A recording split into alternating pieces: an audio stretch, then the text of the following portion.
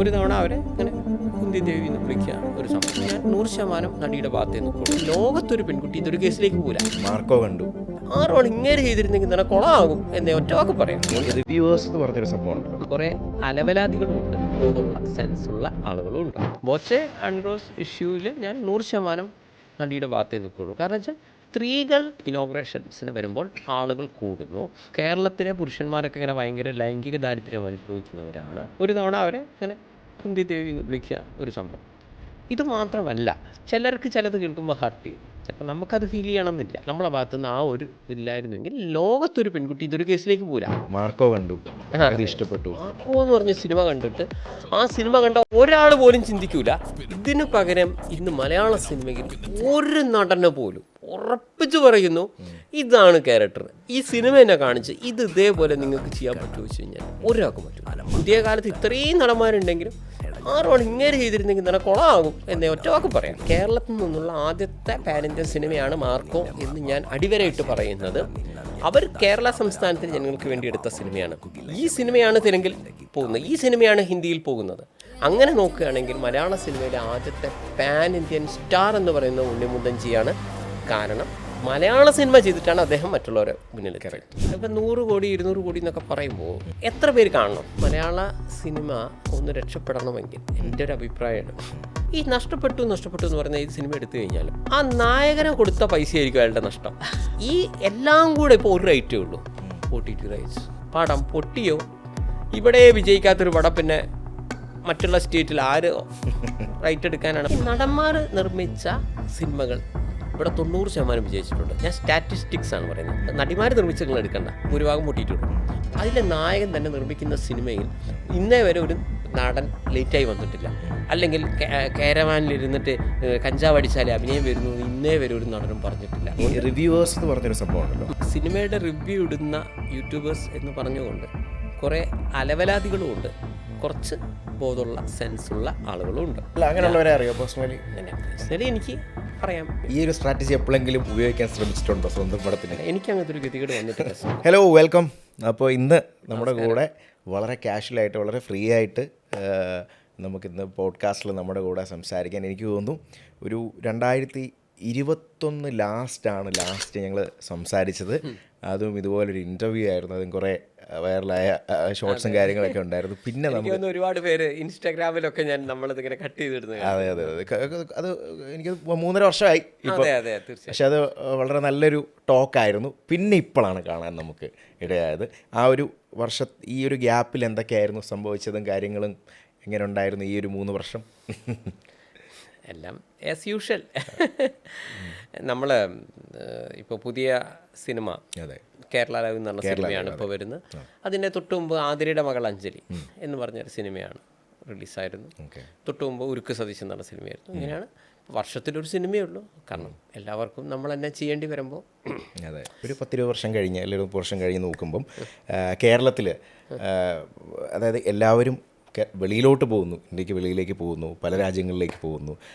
ഒരു 10-30 വർഷം കഴിഞ്ഞപ്പോൾ കേരളത്തിൽ അല്ലെങ്കിൽ നമ്മുടെ ഇവിടെ മുഴുവൻ വൃദ്ധന്മാരാണ് നമ്മൾ ആയിരിക്കും എന്ന് നമ്മൾ പറഞ്ഞു. അത് ശരിയായിരിക്കുമോ? അതെങ്ങനെയായിരിക്കും? എൻ്റെ അഭിപ്രായത്തിൽ ഇക്കാര്യത്തിൽ ഒരു 20 വർഷമൊന്നും വെയിറ്റ് ചെയ്യേണ്ട ആവശ്യം വരില്ല എന്ന് ഞാൻ പറയും. ഒരു 10 വർഷമൊക്കെ കഴിഞ്ഞാൽ തന്നെ അങ്ങനെ വരാൻ സാധ്യതയുണ്ട്. കാരണം നല്ലൊരു ശതമാനം ഇപ്പോഴത്തെ കുട്ടികൾ ഭൂരിഭാഗവും നമുക്ക് തന്നെ എനിക്കൊക്കെ അല്ല കുറച്ചുകൂടി ജനങ്ങളുമായിട്ടുള്ള ബന്ധം. ഞാൻ പറഞ്ഞാൽ ഞാൻ എല്ലാവർക്കും എൻ്റെ നമ്പറൊക്കെ കൊടുക്കാറുണ്ട്. അപ്പോൾ നിരവധി വിഷയങ്ങളുമായി ബന്ധപ്പെട്ട് ഞാൻ പറഞ്ഞ സിനിമ എന്ന് മാത്രമല്ല, സിനിമ ചാരിറ്റി എന്ന് മാത്രമല്ല, നിരവധി വിഷയങ്ങളുമായി ബന്ധപ്പെട്ടിട്ടും ചുമ്മാ കമ്മ്യൂണിക്കേറ്റ് ചെയ്യുന്നതിൻ്റെ ഭാഗമായിട്ടൊക്കെ ആളുകൾ എന്നെ വിളിക്കാറുണ്ട്. അപ്പോൾ ഈ എത്രയോ കുട്ടികൾ ഇതേപോലെ എന്നെ വിളിക്കാറുണ്ട്. അപ്പം ഞാൻ വാട്ട് ഈസ് നെക്സ്റ്റ് എന്ന് ചോദിക്കുമ്പോൾ ഡിഗ്രി കഴിഞ്ഞ് സന്തോഷമായിട്ട് അല്ലെ വീട്ടിൽ പുറത്ത് പോകണം. അപ്പോൾ ഞാൻ ചോദിക്കുമ്പോൾ ഉടനെ എന്നോട് പറയുന്നത് അല്ല ഞങ്ങളിപ്പോൾ കാനഡയ്ക്ക് ശ്രമിക്കുന്നുണ്ട്. യെസ്, ഒന്ന് കാനഡ, ഒന്ന് UK, ഇതൊക്കെയാണ് ഇവരുടെ വാട്ട് ഈസ് നെക്സ്റ്റ് എന്ന് ചോദിക്കുമ്പോൾ തന്നെ ഇത് മാത്രമേ വരുന്നു മൈൻഡിൽ വരുന്നുള്ളൂ. എങ്ങനെയെങ്കിലും അവിടെ പിടിക്കണം, അവിടെ പിടിച്ചാൽ അവിടെ നിന്ന് എങ്ങനെയെങ്കിലും കല്യാണം കഴിച്ച് ഇതൊന്നും കേരളത്തിലേക്ക് വരുന്നില്ല. അപ്പോൾ അതിന് 2-3 കാരണം വെറും ഒന്ന് കേരളത്തിൻ്റെ ഇപ്പോഴത്തെ മുറുകിയ അവസ്ഥ അല്ല, ഞാൻ പറഞ്ഞ ജോലിയൊന്നുമില്ല സാർ, അത് തന്നെയാണ്. ഇപ്പോൾ വിദ്യാഭ്യാസമൊക്കെ കഴിഞ്ഞ് വരുന്ന ആളുകൾ ഞങ്ങളിവിടെ തിരിച്ചു വന്നാൽ എന്ത് എന്ന് ചോദിച്ചു കഴിഞ്ഞാൽ ക്വസ്റ്റ്യൻ മാർക്കിട്ട് ഒരു ഇതുണ്ട്. അതായത് നമ്മൾ മുമ്പേ ഈ ഫാക്ടറികളൊന്നും ഇല്ലാത്തതിൻ്റെ ഒരു പ്രശ്നം ഇവിടെ ഭീകരമാണ്. അപ്പോൾ 10 വർഷം ഞാൻ പറയുന്നു, നിങ്ങൾ ചോദിച്ചു 20 വർഷത്തിന് ശേഷം, ഞാൻ പറയുന്നു 10 വർഷം കഴിഞ്ഞാൽ തന്നെ ഇങ്ങനെയാണ് പോകുന്നതെങ്കിൽ, ഇതേ സിറ്റുവേഷനിലാണ് ഇങ്ങനെയാണ് ഇത് പോകുന്നതെങ്കിൽ ഒരു 10 വർഷം കഴിഞ്ഞ്, ഞാൻ പറയുന്നത് അതേപോലെ കേരളത്തിൻ്റെ പുറത്തും പോകുന്നു ഒരുപാട്, മറ്റുള്ള സംസ്ഥാനങ്ങളിൽ പോകുന്നുണ്ട്. എസ്പെഷ്യലി എനിക്ക് തോന്നുന്നു മലയാളികൾ ഭയങ്കരമായിട്ട് ബാംഗ്ലൂരിലേക്ക് അടിച്ചു കയറുന്നുണ്ട്. നമ്മൾ അടുത്ത സ്ഥലം ആയതുകൊണ്ടാവും. പിന്നെ ചെന്നൈ, അതിന് ഒബ്വിയസ്ലി മുമ്പും ഉണ്ട്, ഇപ്പോഴും നന്നായിട്ട് പോകുന്നുണ്ട്. അപ്പോൾ ഈ ബാംഗ്ലൂർ ചെന്നൈ സിറ്റികൾ കുറച്ചും കൂടെ പോകുന്നുണ്ട്. അതോടൊപ്പം എനിക്ക് തോന്നുന്നു മുംബൈ, അഹമ്മദാബാദ്, ഡൽഹി ഇങ്ങനെ ആയിട്ട് സാധ്യതകൾ കൂടുതലാണ്. ഇപ്പോൾ ഈ മലയാളം ഫിലിമിനെ പറ്റി പറയുമ്പോൾ, ഇപ്പോൾ ഇൻഡസ്ട്രിയെ പറ്റി പറയുമ്പോൾ, ഇപ്പം സെലിബ്രേറ്റ് ചെയ്യണം, ഒരുപാട് ജോണേഴ്സ് മൂവികൾ വരുന്നു. ഇപ്പം റീസെൻ്റ്ലി ഇപ്പം സന്തോഷ് തന്നെ പറഞ്ഞൊരു കാര്യമാണ്, മാർക്കോ കണ്ടു, അത് ഇഷ്ടപ്പെട്ടു. ഇപ്പോൾ ഉണ്ണി മുകുന്ദൻ എന്ന് പറയുന്ന ഒരു ആക്ടർ, കാരണം നമ്മൾ ഇതുവരെ കാണാത്തൊരു പരിപാടിയാണ് അതിൽ നമുക്ക് വേണ്ടി തന്നെ കണ്ടു, ഇഷ്ടപ്പെട്ടു എന്ന് പറയുകയും ചെയ്തു. അപ്പോൾ ആ ഒരു ചേഞ്ചിനെ പറ്റി പറയുമ്പോൾ ഞാൻ പറയുന്നത്, ശരിക്കും പറഞ്ഞാൽ മാർക്കോ മൂവി തിയേറ്ററിൽ കാണുമ്പോൾ ഞാൻ ശരിക്കും ആലോചിച്ചൊരു കാര്യം, അദ്ദേഹത്തിൻ്റെ ഉണ്ണി മുകുന്ദൻജിയുടെ ആ ഒരു സ്ക്രീൻ പ്രസൻസ് എന്ന് പറയുന്ന ഒരു സംഭവമുണ്ട്. ആ സിനിമ കാണുമ്പോൾ സീരിയസ്ലി ഞാൻ ആലോചിച്ചു, നമ്മളിപ്പോൾ പല സിനിമകൾ കാണുമ്പോൾ, ഞാൻ സിനിമകളുടെ പേര് പറയുന്നില്ല, നിങ്ങളിപ്പോൾ ഒരു നായകൻ അഭിനയിച്ചു, നമുക്ക് വേണമെങ്കിൽ സപ്പോസ് ഈ ക്യാരക്ടർ മറ്റേ നടൻ ചെയ്താലോ, അല്ല അതിപ്പോൾ നമ്മളിപ്പോൾ എക്സിൻ്റെ ആരാധകനാണെങ്കിൽ അതിൻ്റെ നല്ലൊരു സിനിമ കാണാൻ നമ്മളെ മനസ്സിലുണ്ടായി, പക്ഷേ നല്ലൊരു ക്യാരക്ടർ നമ്മളെ എക്സിന് ചെയ്തിരുന്നേ, അല്ല അത് എല്ലാവരും ചിന്തിക്കുമല്ലോ, മൈൻഡിൽ റീപ്ലേസ് ചെയ്യുമല്ലോ, അല്ല വെറുതെ രസത്തിനെങ്കിലും ചിന്തിക്കില്ല, ഇയാളെ കാണിക്കില്ലെന്നല്ലേ ചോദിക്കില്ലേ. അങ്ങനെ നമുക്ക് പല സിനിമകൾ ഏതെങ്കിലും രീതിയിൽ നമുക്ക് തോന്നും, ചെറിയ രീതിയിലൊക്കെ മാറ്റം വരുത്തിയാൽ മറ്റേ ഇയാൾ ചെയ്താൽ ചിലപ്പോൾ നമ്മൾ അയാൾ ഇതിനെ എന്തിനും തന്നേനെ, ഇയാൾ പോരാ എന്നൊക്കെ നമ്മൾ ചിന്തിക്കും.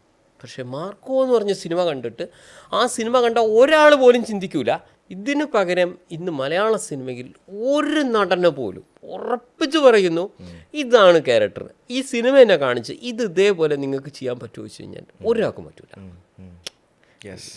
ഞാൻ പറഞ്ഞതിനെ അഭിനയപരം എന്നോ ആ സൈഡിലേക്ക് എടുക്കരുത്, ഞാൻ പറയുന്നത് ആ ടോട്ടൽ അദ്ദേഹത്തിൻ്റെ ഫിസിക് സൈഡ് കൂടെ നോക്കിയിട്ടാണ് ഞാൻ പറയുന്നത്. കാരണം അങ്ങനെ ഓൾ ഇൻ ഓൾ നോക്കുമ്പോൾ ആ സ്ക്രീനിൽ ആ ഒരു ക്യാരക്ടറിനെ ഇതിന് നമുക്ക് ഒരിക്കലും ഏത് പഴയകാല നടന്മാരെയും നമുക്ക് നോക്കാനില്ല, പുതിയ കാലത്ത് ഇത്രയും നടന്മാരുണ്ടെങ്കിലും ആ റോൾ ഇങ്ങനെ ചെയ്തിരുന്നെങ്കിൽ തന്നെ കുളമാകും എന്നേ ഒറ്റ വാക്ക് പറയാം. എന്തായാലും ഞാൻ പറഞ്ഞ സ്ക്രീൻ പ്രസൻസ് ആപ്റ്റായിട്ടുള്ളൊരു ആപ്റ്റാണത്. അപ്പോൾ തീർച്ചയായിട്ടും അതൊരു ഡിഫറെൻ്റ് എക്സ്പീരിയൻസ് ആണ്. നമുക്ക് അങ്ങനെ ഇത്തരം സിനിമ നമുക്ക് കണ്ടുപരിചയമില്ലാത്ത അല്ലേ, അതിൻ്റെ ആ ഒരു തന്നെ. പിന്നെ അവർ ഇത്രയും ചെലവ് ആക്കി ഒരു സിനിമ എടുക്കുക എന്നൊക്കെ പറയുന്നത് ഒരു ധൈര്യം എന്ന് പറയുന്നത് ഭയങ്കരമാണ് കേട്ടോ. ഹിറ്റാവുകയും ചെയ്തു. തീർച്ചയായിട്ടും. മാത്രമല്ല അതൊരു പാൻ ഇന്ത്യൻ സിനിമയായിട്ട് വന്നു. എനിക്ക് തോന്നുന്നു ഇപ്പോൾ വടക്കൻ നാടുകളിൽ ഒരു 30 സ്ക്രീനിൽ തുടങ്ങിയതാണ്, 300 സ്ക്രീനിലേക്ക് എത്തി. ആലോചിച്ചു, 30 സ്ക്രീനിൽ തുടങ്ങിയ ഒരു സിനിമയാണ്. അപ്പോൾ അത് വരുന്നത് അതേപോലെ. അപ്പോൾ അവിടെ ഇരുന്ന് ഞങ്ങൾ, എൻ്റെ ചില കൂട്ടുകാരൊക്കെ ഉണ്ടായിരുന്നു, അവർ 2ാം പ്രാവശ്യം കാണുന്നത്, ഞാൻ ഫസ്റ്റ് കാണുന്ന സമയത്ത്. അപ്പോൾ എന്നോട് പറഞ്ഞു പാൻ ഇന്ത്യൻ സിനിമയായിട്ട് വരും, അല്ലെങ്കിൽ ഇദ്ദേഹം ഒരു പാൻ ഇന്ത്യൻ നടനായി വരും. അപ്പോൾ ഞാൻ ചോദിച്ചു ഈ പാൻ ഇന്ത്യൻ എന്ന് പറഞ്ഞുകൊണ്ട് എന്താ നിങ്ങൾ ഉദ്ദേശിക്കുന്നത് ചോദിച്ചു. അപ്പോൾ എന്നോട് പറഞ്ഞു പാൻ ഇന്ത്യൻ പറഞ്ഞാൽ ഞാനിപ്പോൾ മലയാളത്തിലൊരു നടൻ തെലുങ്കിൽ വില്ലനായി അഭിനയിക്കുന്നു, തമിഴിൽ പോയിട്ട് വില്ലനായി അഭിനയിച്ച് 4 അടി കൊള്ളുന്നു, ഇതൊക്കെയാണ്. അല്ലെങ്കിൽ ഹിന്ദിയിലെ ഒരു സിനിമയിൽ പോയി അഭിനയിക്കുന്നു, പാൻ ഇന്ത്യൻ നടനാണ്. അപ്പോൾ ഞാൻ ചിരിച്ചുകൊണ്ട് പറഞ്ഞു, കൂട്ടുകാരാ, ഈ പാൻ ഇന്ത്യൻ സിനിമ എന്ന് പറഞ്ഞാൽ നിങ്ങളുടെ നടൻ വേറെ ഒരു ഹിന്ദി സിനിമയിൽ അഭിനയിച്ചിട്ട് ഹിന്ദിയിൽ 10 ആൾ കണ്ടു, ഇതല്ല pan Indian cinema. Pan Indian cinema എന്ന് പറഞ്ഞാൽ നിങ്ങൾ ഒരു മലയാള സിനിമ, ഇതും മലയാള കൾച്ചറിൽ എടുത്ത സിനിമ, നോട്ട് ദ പോയിന്റ്, അല്ലാതെ ഒരു സ്വാതന്ത്ര്യ സമര കഥയോ അല്ലെങ്കിൽ ഒരു പ്രത്യേക ടൈപ്പ് സിനിമയൊക്കെ ചിലപ്പോൾ ഇപ്പം മൈ ഡിയർ കുട്ടിച്ചാത്ത് എന്ന് പറഞ്ഞ സിനിമ ചിലപ്പോൾ മറ്റുള്ള ഭാഷകൾ വന്നിട്ടുണ്ടെങ്കിൽ നല്ല കാര്യമാണെങ്കിൽ കൂടി ഞാൻ പറയുന്നു അതൊരു 3D ആണ്, അല്ലെങ്കിൽ വേറെ എന്തെങ്കിലും ഒരു ആർക്കും അറിയാവുന്ന ചിലരുടെ കഥകളൊക്കെ നമ്മൾ വരുമ്പോൾ നമുക്ക് അയാളോടുള്ള സ്നേഹം കൊണ്ടോ അതൊക്കെ അത് വേറെ വിഷയം. ഇതൊന്നുമല്ല, അത് സാധാരണമായൊരു സിനിമ, നിങ്ങളുടെ കൾച്ചറിൽ നിങ്ങൾ ചെയ്യുന്ന ഒരു സിനിമ. ഈ സിനിമ മറ്റുള്ള സ്റ്റേറ്റിലെ ആളുകൾ കാണുന്നതിനാണ് പാൻ ഇന്ത്യൻ സിനിമ എന്ന് പറയുന്നത്. അക്സെപ്റ്റ് ചെയ്യുന്നത്. ഞാൻ എക്സാമ്പിൾ പറയുന്നത്, ഇപ്പോൾ മുൻകാലങ്ങളിൽ എടുക്കുകയാണെങ്കിൽ ഇപ്പോൾ ശങ്കരാഭരണം, കുറച്ച് ബാക്കോട്ടേ പോവാം. ഇപ്പോൾ മുന്താണയം പിടിച്ചു, അല്ലെങ്കിൽ ചിന്നത്തമ്പി, ഇപ്പോൾ റീസെൻ്റായി വന്ന കാന്താര, ബാഹുബലി, ഇതെല്ലാം ഒരു കാര്യം മനസ്സിലാക്കണം. ഇവരതിൻ്റെ സ്ക്രിപ്റ്റ് എഴുതുമ്പോൾ കേരളത്തിൽ ജനങ്ങൾ കണ്ടാൽ എങ്ങനെയായിരിക്കും. കാന്താര എന്ന് പറഞ്ഞ സിനിമയൊക്കെ അദ്ദേഹം സ്ക്രിപ്റ്റ് എഴുതുമ്പോൾ കർണാടകയിലെ ജനങ്ങൾ മൊത്തം ഇത് അക്സെപ്റ്റ് ചെയ്യുമെന്ന് അദ്ദേഹം ചിന്തിച്ചിട്ടുണ്ടത്. കാരണം അതൊരു പ്രത്യേക സ്ഥലത്ത് മാത്രം വരുന്ന കാര്യങ്ങളാണ്. അതൊരു പാൻ ഇന്ത്യൻ നടൻ ആ സിനിമയിലില്ല, അവരൊരു ബിഗ് ബഡ്ജറ്റ് പടമല്ല, അവരുടെ ഒരു സ്പെഷ്യൽ കൾച്ചർ, ആ ഒരു സ്പെഷ്യൽ ഇത് മാത്രം കാണിക്കുന്നത്. ഞാൻ പറഞ്ഞൊരു ബിഗ് ബഡ്ജറ്റ് പടം പോലും അല്ല എന്ന സിനിമയാണ് ഇന്ത്യ മുഴുവൻ കാന്താര സൂപ്പർ ഹിറ്റ് ആയത്. അല്ല, അതിൻ്റെ ഒരു രീതിയിലും അതിൽ അങ്ങനത്തെ നടന്മാരില്ല. അവർ അതിന് വേണ്ടിയിട്ട് ഒരാളെ കേരളത്തിൽ നിന്ന് എടുത്തു, ഒരാളെ തെലുങ്കിൽ നിന്ന് എടുത്തു, ആരും എടുത്തിട്ടില്ല. അല്ല, ഞാൻ പറഞ്ഞു ഇതൊക്കെ പാൻ ഇന്ത്യൻ ആക്കാൻ ഇവിടെ ആളുകൾ ഇങ്ങനെ കാട്ടിക്കൂട്ടലുണ്ട്. എല്ലാ സംസ്ഥാനത്തു നിന്ന് ഓരോരുത്തർ എടുക്കുക. എന്ന കാന്താര ഇന്ത്യ മുഴുവൻ ഓടിയിട്ടുണ്ടെങ്കിൽ ഇത് പാൻ ഇന്ത്യൻ സിനിമയാണ്. ഓക്കെ, അതാ ഞാൻ പറഞ്ഞത്, കേരളത്തിൽ നിന്നുള്ള ആദ്യത്തെ പാൻ ഇന്ത്യൻ സിനിമയാണ് മാർക്കോ എന്ന് ഞാൻ അടിവരയിട്ട് പറയുന്നത്. അവർ കേരള സംസ്ഥാനത്തിന് ജനങ്ങൾക്ക് വേണ്ടി എടുത്ത സിനിമയാണ്. ഈ സിനിമയാണ് തെലുങ്കിൽ പോകുന്നത്, ഈ സിനിമയാണ് ഹിന്ദിയിൽ പോകുന്നത്. മുൻകാലങ്ങളിൽ മലയാളത്തിൽ നിന്നും വന്ന സിനിമകളൊന്നും തന്നെ പാൻ ഇന്ത്യൻ ലെവലിലേക്ക് വന്നിട്ടില്ല. കാരണം ഒരു മലയാള സിനിമ എന്നുള്ള രീതിയിൽ വന്നിട്ടില്ല. ഞാൻ പറഞ്ഞു ശരിയല്ലേ? ഇപ്പോൾ ചിന്നത്തമ്പി എന്ന് പറയുന്ന മുമ്പത്തെ പ്രഭു സാറിൻ്റെ സിനിമ എടുക്കുകയാണെങ്കിൽ ആ തമിഴ് കൾച്ചറിൽ അവർ ചെയ്തിരിക്കുന്ന അവരെ ഒരു സിനിമയാണ്. അതാണ് നിങ്ങൾ കണ്ട് കൈയടിച്ചത്. അപ്പോൾ ഒരു ഇംഗ്ലീഷ് സിനിമ നിങ്ങൾ കാണുന്നുവെങ്കിലും ജുറാസിക് പാർക്ക് ആയാലും ഏത് സിനിമയായാലും അവരെ ശൈലിയിൽ അവിടുത്തെ ആളുകളൊക്കെ എൻജോയ് ചെയ്യാൻ വേണ്ടി മാത്രം എടുത്ത സിനിമയാണ്. നിങ്ങൾ കാണുന്നെങ്കിൽ ബോണസാണ്. പക്ഷേ നമ്മളിവിടെ കാട്ടിക്കൂട്ടുന്നത്, നമ്മൾ മുൻകൂട്ടി തന്നെ പറയുകയാണ് ഇത് പാൻ ഇന്ത്യൻ സിനിമയാണ് കേട്ടോ എന്ന് പറഞ്ഞിട്ട് ഇപ്പോൾ നമ്മളെ മലയാളത്തിൽ നമ്മൾ ചിന്തിച്ച് തമിഴിൽ നിന്നൊരു ചങ്ങായിനെ കൊണ്ടുവരും, മറ്റേ ആളെ ഒരു സ്പെഷ്യൽ ഗസ്റ്റായിട്ട് മറ്റവനെ കൊണ്ടുവന്ന് ഇവനെ കൊണ്ടുവന്ന് എന്നിട്ടൊരു മസാലയാക്കി ചേട്ടാ ഇത് പാൻ ഇന്ത്യനാന്ന് പറഞ്ഞ് മറ്റവനോട് പറയുകയാണെങ്കിൽ വരിയെ കണ്ടോ ഇത് പാൻ ഇന്ത്യനാണെന്ന് പറയുന്നത്. ഇതല്ല പാൻ ഇന്ത്യൻ.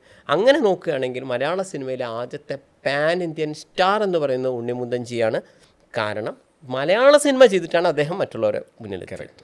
ഇപ്പോൾ ഈ സൂപ്പർ ഹിറ്റുകൾ എന്ന് പറയുന്നത് അല്ലെ സിനിമകൾ തന്നെ ഈ പല റെക്കോർഡ്സും കാര്യങ്ങളൊക്കെ പറയാറുണ്ടല്ലോ. അതായത് ഇപ്പം 100 crores കംപ്ലീറ്റ് ചെയ്തു നമ്മൾ ഈ വർഷങ്ങളിലൊക്കെ നോക്കുമ്പോൾ. അപ്പോൾ അതിൻ്റെ ഒരു സത്യാവസ്ഥ ആസ് എ പ്രൊഡ്യൂസർ, ഡയറക്ടർ അല്ലെങ്കിൽ എല്ലാവരും വെച്ച് നോക്കുമ്പോൾ അതിൻ്റെ ഒരു സത്യാവസ്ഥകളും കാര്യങ്ങളും എങ്ങനെ ഇപ്പം ചിലപ്പോൾ അതൊരു പ്രൊമോഷൻ രീതിയാവാം എന്ന് പലരും പറഞ്ഞ് ഞാൻ കേട്ടിട്ടുണ്ട്.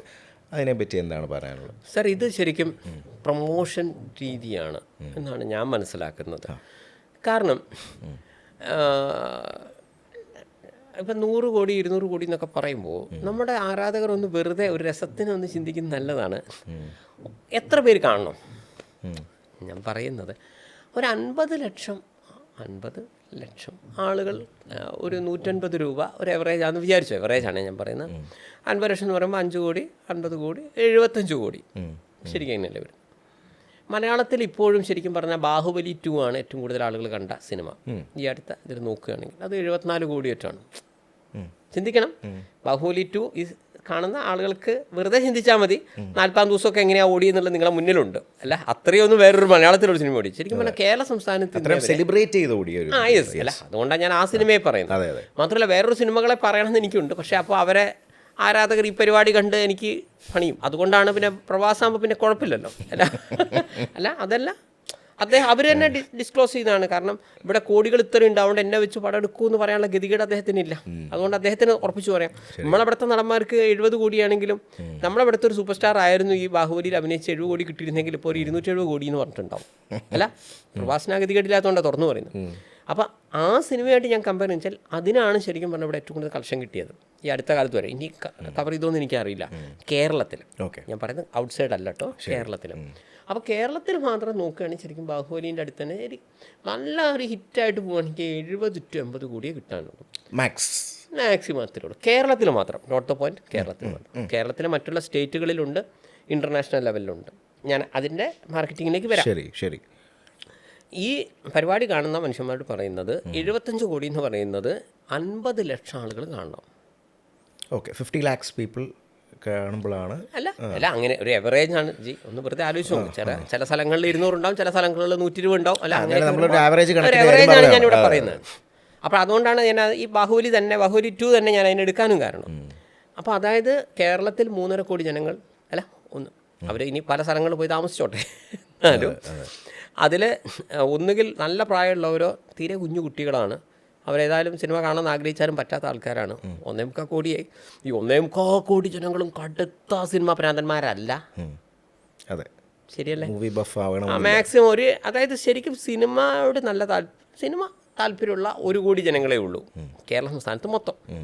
ഈ 1 കോടി ജനങ്ങളും എപ്പോഴും സിനിമ കാണുന്നില്ല. പ്രത്യേകിച്ച് നിങ്ങൾക്ക് നോക്കി അറിയാൻ പറ്റും, ചില സ്ഥലങ്ങളിൽ മാത്രം ചില സമയങ്ങളിൽ മാത്രമേ ഉള്ളൂ. അപ്പോൾ ഒരു വിഭാഗം ആളുകൾ ടി വിയിൽ വരുമല്ലോ, ഒരു വിഭാഗം ആൾക്കാർ ടെലഗ്രാമിൽ വരുമല്ലോ. അതായത് അവർ അത്രയും നല്ല സിനിമയാണെന്ന് അറിയുമ്പോഴാണ് പോകുന്നത്.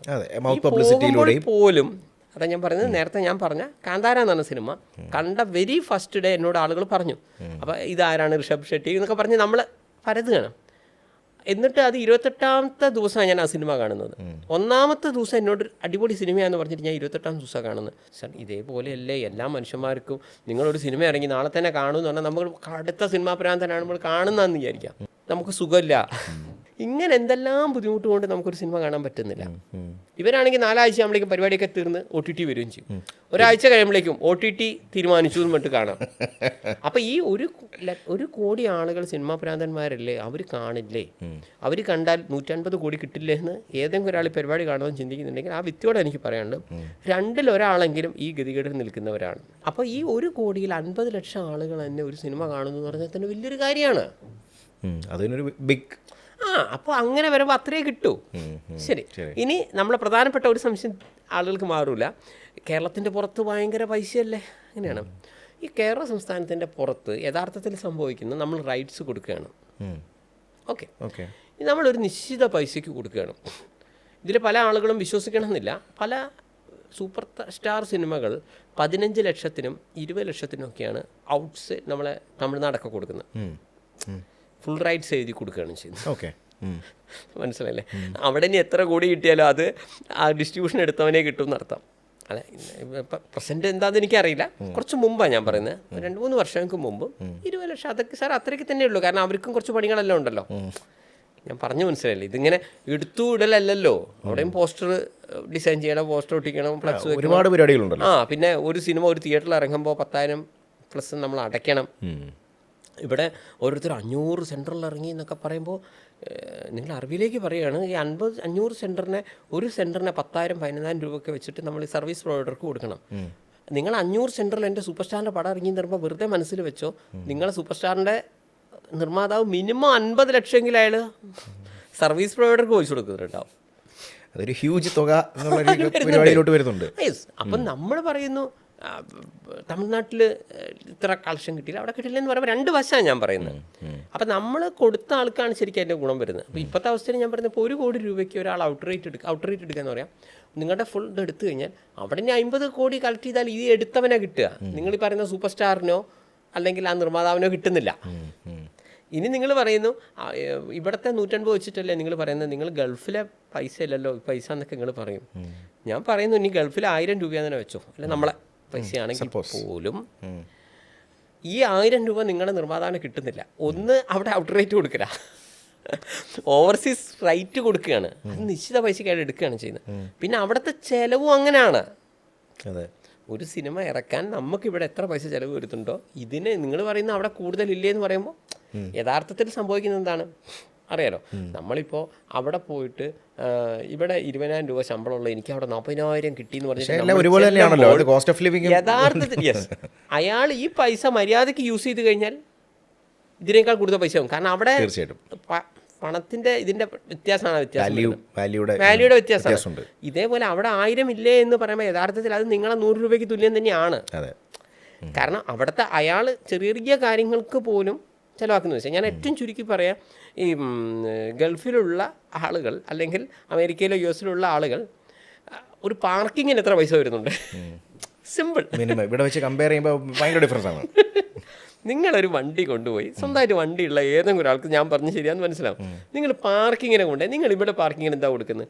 പലയിടത്തും നിങ്ങൾ അഡ്ജസ്റ്റ് ചെയ്ത് അവിടെ ഇവിടെയും കുത്തി കയറ്റു, അത് അവിടെ ഇട്ട് പോകും. നിങ്ങൾക്ക് അതേപോലെ അക്കളി ഗൾഫിൽ കളിക്കാൻ പറ്റും, അവിടെ ഇട്ട് പോവുക, നിങ്ങൾക്ക് തോന്നിയപ്പോൾ എടുക്കാൻ. 20 രൂപ 30 രൂപ 50 രൂപ അല്ല, അതുപോലും കൊടുക്കാത്ത നമ്മൾ അല്ലേ ഒന്നും കൂടെ അഡ്ജസ്റ്റ് ചെയ്ത് ഈ സൈഡിലിട്ട് സിനിമ കഴിഞ്ഞ് വന്നതിന് ശേഷം എടുക്കല്ലേ എന്നൊക്കെ പറഞ്ഞ് നമ്മൾ ഒപ്പിക്കും.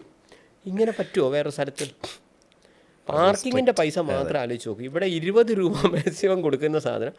സാർ ഇതേ കാര്യം എല്ലാ കാര്യത്തിനും വരുമ്പോൾ നിങ്ങൾക്ക് അവിടെ കൂടുതൽ പൈസ കിട്ടിയില്ലെന്നാണ്, ഈ പൈസ ഈ മനുഷ്യനെ കിട്ടുന്നില്ല. കാരണം ഇതിൻ്റെ ഇടയിൽ അത്രയും ചിലവ് ഇതിൽ വരുന്നുണ്ട്. അതുകൊണ്ട് അധികം കേരളത്തിൻ്റെ പുറത്ത് ഞങ്ങൾ അതാന്ന് പറഞ്ഞു. സാർ കളക്ഷനിൽ ഇങ്ങനെ കൂട്ടുകയാണെങ്കിൽ ഇതെല്ലാം കറക്റ്റാണ്, പക്ഷേ ഈ രീതിയിൽ വരികയാണെങ്കിൽ അത് വരുന്നില്ല. അല്ല, ആ ഉദ്ദേശിക്കുന്ന പൈസ അദ്ദേഹത്തിന് കിട്ടുന്നില്ലെന്നേ ഞാൻ പറഞ്ഞു. മനസ്സിലായി. മലയാള സിനിമ ഒന്ന് രക്ഷപ്പെടണമെങ്കിൽ എൻ്റെ ഒരു അഭിപ്രായമാണ്, ഞാനിത് ഒരു അനാലിസിസ് ചെയ്തപ്പോൾ ഏത് സിനിമകളും പരാജയപ്പെടുമ്പോൾ ഞാൻ പല നിർമ്മാതാക്കളായിട്ട് സംസാരിച്ചപ്പോഴും എനിക്ക് മനസ്സിലായ കാര്യം, ഈ നഷ്ടപ്പെട്ടു എന്ന് പറയുന്ന ഏത് സിനിമ എടുത്തു കഴിഞ്ഞാലും ആ നായകനെ കൊടുത്ത പൈസയായിരിക്കും അയാളുടെ നഷ്ടം. ഞാൻ മനഃശാസ്ത്രമാണ് പറയുന്നത്. അപ്പോൾ 15 കോടിൻ്റെ പടം എടുത്തു, അയാൾക്ക് 10 കോടി കിട്ടി. ഉടനെ നമുക്ക് ചോദിക്കാം, അപ്പോൾ ഇയാളുടെ 5 കോടിയാണ് ഇയാളെ നഷ്ടം. ശരി, ഈ നായകന് കൊടുത്ത പൈസ ഇത്ര 5 കോടിക്കും. അത് നിങ്ങൾ 2 കോടിക്കൊരു പടം എടുത്തു എന്ന് വിചാരിച്ചോ, ഇയാൾക്ക് എല്ലാ റൈറ്റും കൂത്തി നന്നായി ഞെക്കിപ്പിഴിഞ്ഞ് 1.5 കിട്ടി. ശരി, നായകൻ എത്രയാണ് കൊടുത്ത്? 50 ലക്ഷത്തിന് നായകനേക്ക്. അതുകൊണ്ട് നായകന്മാരെ മുഴുവൻ ഫ്രീ ആയിട്ട് അഭിനയിക്കണമെന്നല്ല, കാരണം ഓരോരുത്തർക്കും ഒരു റേറ്റ് ഉണ്ട്. അപ്പോൾ എന്നോട് ചോദിച്ചു കഴിഞ്ഞാൽ എനിക്ക് ഇന്ന പൈസ അതിലൊരു ഡിഫറൻസ് വന്നില്ല. കാരണം പണ്ടാണെങ്കിൽ OTT സിനിമകൾ ഒരുപാട് പെട്ടെന്ന് എടുക്കുമായിരുന്നല്ലോ. ഇപ്പം അതിനൊരു മാറ്റം വന്നു. ഒരു പരിപാടിയില്ല, OTT മൊത്തം നിർത്തി. ഇപ്പോൾ വിജയിച്ചാൽ മാത്രം. അതെ, OTT ഇപ്പോൾ എന്നെ കുറിച്ച് വിവരമില്ലാത്ത ആളുകളോട് ഇനി OTT എന്ന് പറഞ്ഞ് പടം എടുക്കുന്നവരോട് എനിക്ക് പറയാനുള്ളത്, നിങ്ങളുടെ സിനിമ ഹിറ്റായാൽ മാത്രമേ എടുക്കൂ, അല്ലെങ്കിൽ അവരെടുക്കില്ല. ഇതാണ് സംഭവം. വലിയ നടന്മാരത് പോലും അത് തന്നെയാണ് അവരുടെ പ്രതിഫലം ഇതിനെ എഫക്ട് ചെയ്യത്തില്ലേ? ഞാൻ പറയുന്നത് പ്രതിഫലം ഒന്ന് നമ്മൾ എനിക്ക് ഇത്ര പൈസ കിട്ടിയാലേ തരുള്ളൂ എന്ന് പറയുമ്പോൾ അതും നിങ്ങൾക്ക് ഇപ്പം എന്നെ തന്നെ വേണം. ഞാൻ പറയാം ഞാൻ ഒരു സൂപ്പർ സ്റ്റാറാണ്, ഞാൻ 6 കോടി ഉണ്ടെങ്കിലേ വരുള്ളൂ. അല്ലേട്ടാ എനിക്ക് ആ റൈറ്റിൽ എന്നാ അപ്പം നിങ്ങൾ വേറെ ആരെയും നോക്കിക്കോ എന്ന് പറഞ്ഞാൽ നിങ്ങൾക്ക് നോ അതർ ഓപ്ഷൻ. ഇതൊരു വശം. അല്ലാണ്ട് OTT റൈറ്റ് ഉണ്ടെങ്കിലും ഇല്ലെങ്കിലൊക്കെ ഞങ്ങൾക്ക് ഇത്രയേ വരുള്ളൂ. അല്ലെ പിന്നെ നിങ്ങൾ പുതിയ ആൾക്കാരെ വെക്കണം, ഇങ്ങനെ വരും. അപ്പോൾ മുമ്പ് audio rights, CD DVD rights, പിന്നെ നമ്മുടെ സോഷ്യൽ മീഡിയ എല്ലാ റൈറ്റ്സ് വേറെ, നമ്മുടെ സാറ്റലൈറ്റ് റൈറ്റ്, ഇപ്പോഴാണ് OTT റൈറ്റ് അടക്കം 5 തരം റൈറ്റ്. ഇതിനോടൊപ്പമാണ് ഔട്ട്സൈഡ് സ്റ്റേറ്റ് സിനിമ ഔട്ട് റേറ്റിന് കൊടുക്കുക, ഓവർസീസ് റൈറ്റ്. ഇങ്ങനെ 7 തരം റൈറ്റ്സാണ് ഒരു സിനിമയിൽ സാധാരണഗതിയിൽ തൊട്ട് മുമ്പ് വരെ വന്നത്. ഇന്ന് ഈ മറ്റേ സൈഡ് ഞാൻ പറഞ്ഞ വലിയ സൂപ്പർ സ്റ്റാറുകളുടെ പടത്തിൽ ഇത് പോലും ഈ റൈറ്റ്സുകൾ ഇപ്പോൾ പോയി. ഓഡിയോ റൈറ്റ്സ് ഒന്നുമില്ല. അപ്പം അങ്ങനെ ആരും CD കാസറ്റൊന്നും വാങ്ങുന്നില്ലല്ലോ, റൈറ്റ് ഇല്ല. ഈ എല്ലാം കൂടെ ഇപ്പോൾ ഒരു റൈറ്റേ ഉള്ളൂ, OTT റൈറ്റ്സ്. സാറ്റലൈറ്റ് റൈറ്റും കട്ടായി. ഞാൻ പറഞ്ഞു മനസ്സിലായി. അപ്പോൾ ഇതിൽ ദുരന്തം എന്താ വരിക എന്ന് വെച്ച് കഴിഞ്ഞാൽ, നിങ്ങളുടെ സിനിമ ഹിറ്റ് ആവുകയാണെങ്കിൽ ഇപ്പോൾ ഈ ഓഡിയോയും CD ഒക്കെ അവിടെ നിൽക്കട്ടെ, ബാക്കിയുള്ള റൈറ്റിങ് മര്യാദയ്ക്ക് കിട്ടും. പടം പൊട്ടിയോ, ഇവിടെ വിജയിക്കാത്തൊരു പടം പിന്നെ മറ്റുള്ള സ്റ്റേറ്റിൽ ആര് റൈറ്റ് എടുക്കാനാണ്? മാത്രമല്ല സാർ, ഇവിടെ ഹിറ്റായൊരു പടം ഒരു പുതുമുഖത്തിൻ്റെ പടമാണെങ്കിൽ അവരെടുക്കില്ല. അത് ചേട്ടൻ 100 കോടി എന്നാണ്. അതിപ്പോൾ അവിടെ ആര് കാണാനാണ് നോക്കി. ഒരുത്തന്നെ എടുത്തില്ലെങ്കിൽ നിങ്ങൾക്ക് ഡിസ്ട്രിബ്യൂഷൻ നിങ്ങൾക്ക് ഒറ്റയ്ക്ക് ചെയ്യാനാവില്ല. ഞാൻ പറഞ്ഞു മനസ്സിലായി. അവിടെ ഓഫീസും ഇതെല്ലാം വേണം. ഇപ്പം എൻ്റെ സിനിമകളൊക്കെ ഞാൻ കുറേയൊക്കെ അങ്ങനെ ചെയ്യുമ്പോൾ എനിക്ക് അതിനുള്ള ഇതുള്ളത് കൊണ്ടാണ്. വേറൊരാൾക്ക് അത് ബുദ്ധിമുട്ടാണ് അത് ശരിക്കും പറഞ്ഞാൽ. അപ്പോൾ ഗൾഫും ഓവർസീസും ഇല്ല, മനസ്സിലാക്കണം. OTT ഒരു റൈറ്റും ഇല്ല. അപ്പോൾ പിന്നെ നമുക്കിവിടെ സോഷ്യൽ മീഡിയ റൈറ്റ് മാത്രമാണ്. ഈ സോഷ്യൽ മീഡിയയിൽ പോലും ഇപ്പോൾ സംഭവിക്കുന്നത് വെച്ചാൽ, ഞാൻ പല കമ്പനികളായിട്ട് ഡിസ്കസ് ചെയ്തപ്പോൾ എന്നോട് പറയുന്നത്, അത്യാവശ്യം അറിയപ്പെടുന്ന ഭയങ്കര സൂപ്പർ സ്റ്റാറുകളല്ലെങ്കിലും ഇവരെ സന്തോഷ് സാർ ഇത് ഫുഡ് മൂവി ഇട്ട് ആരെയും കാണണ്ടേ? കാരണം ചറപറയായിട്ട് വെബ് സീരീസ് ഇങ്ങനെ വന്നുകൊണ്ടിരിക്കുകയാണ്. ഇപ്പോൾ നോക്കുമ്പോൾ കൂടുതലായിട്ട് ഒരുപാടുണ്ട് വരുന്നുണ്ട്.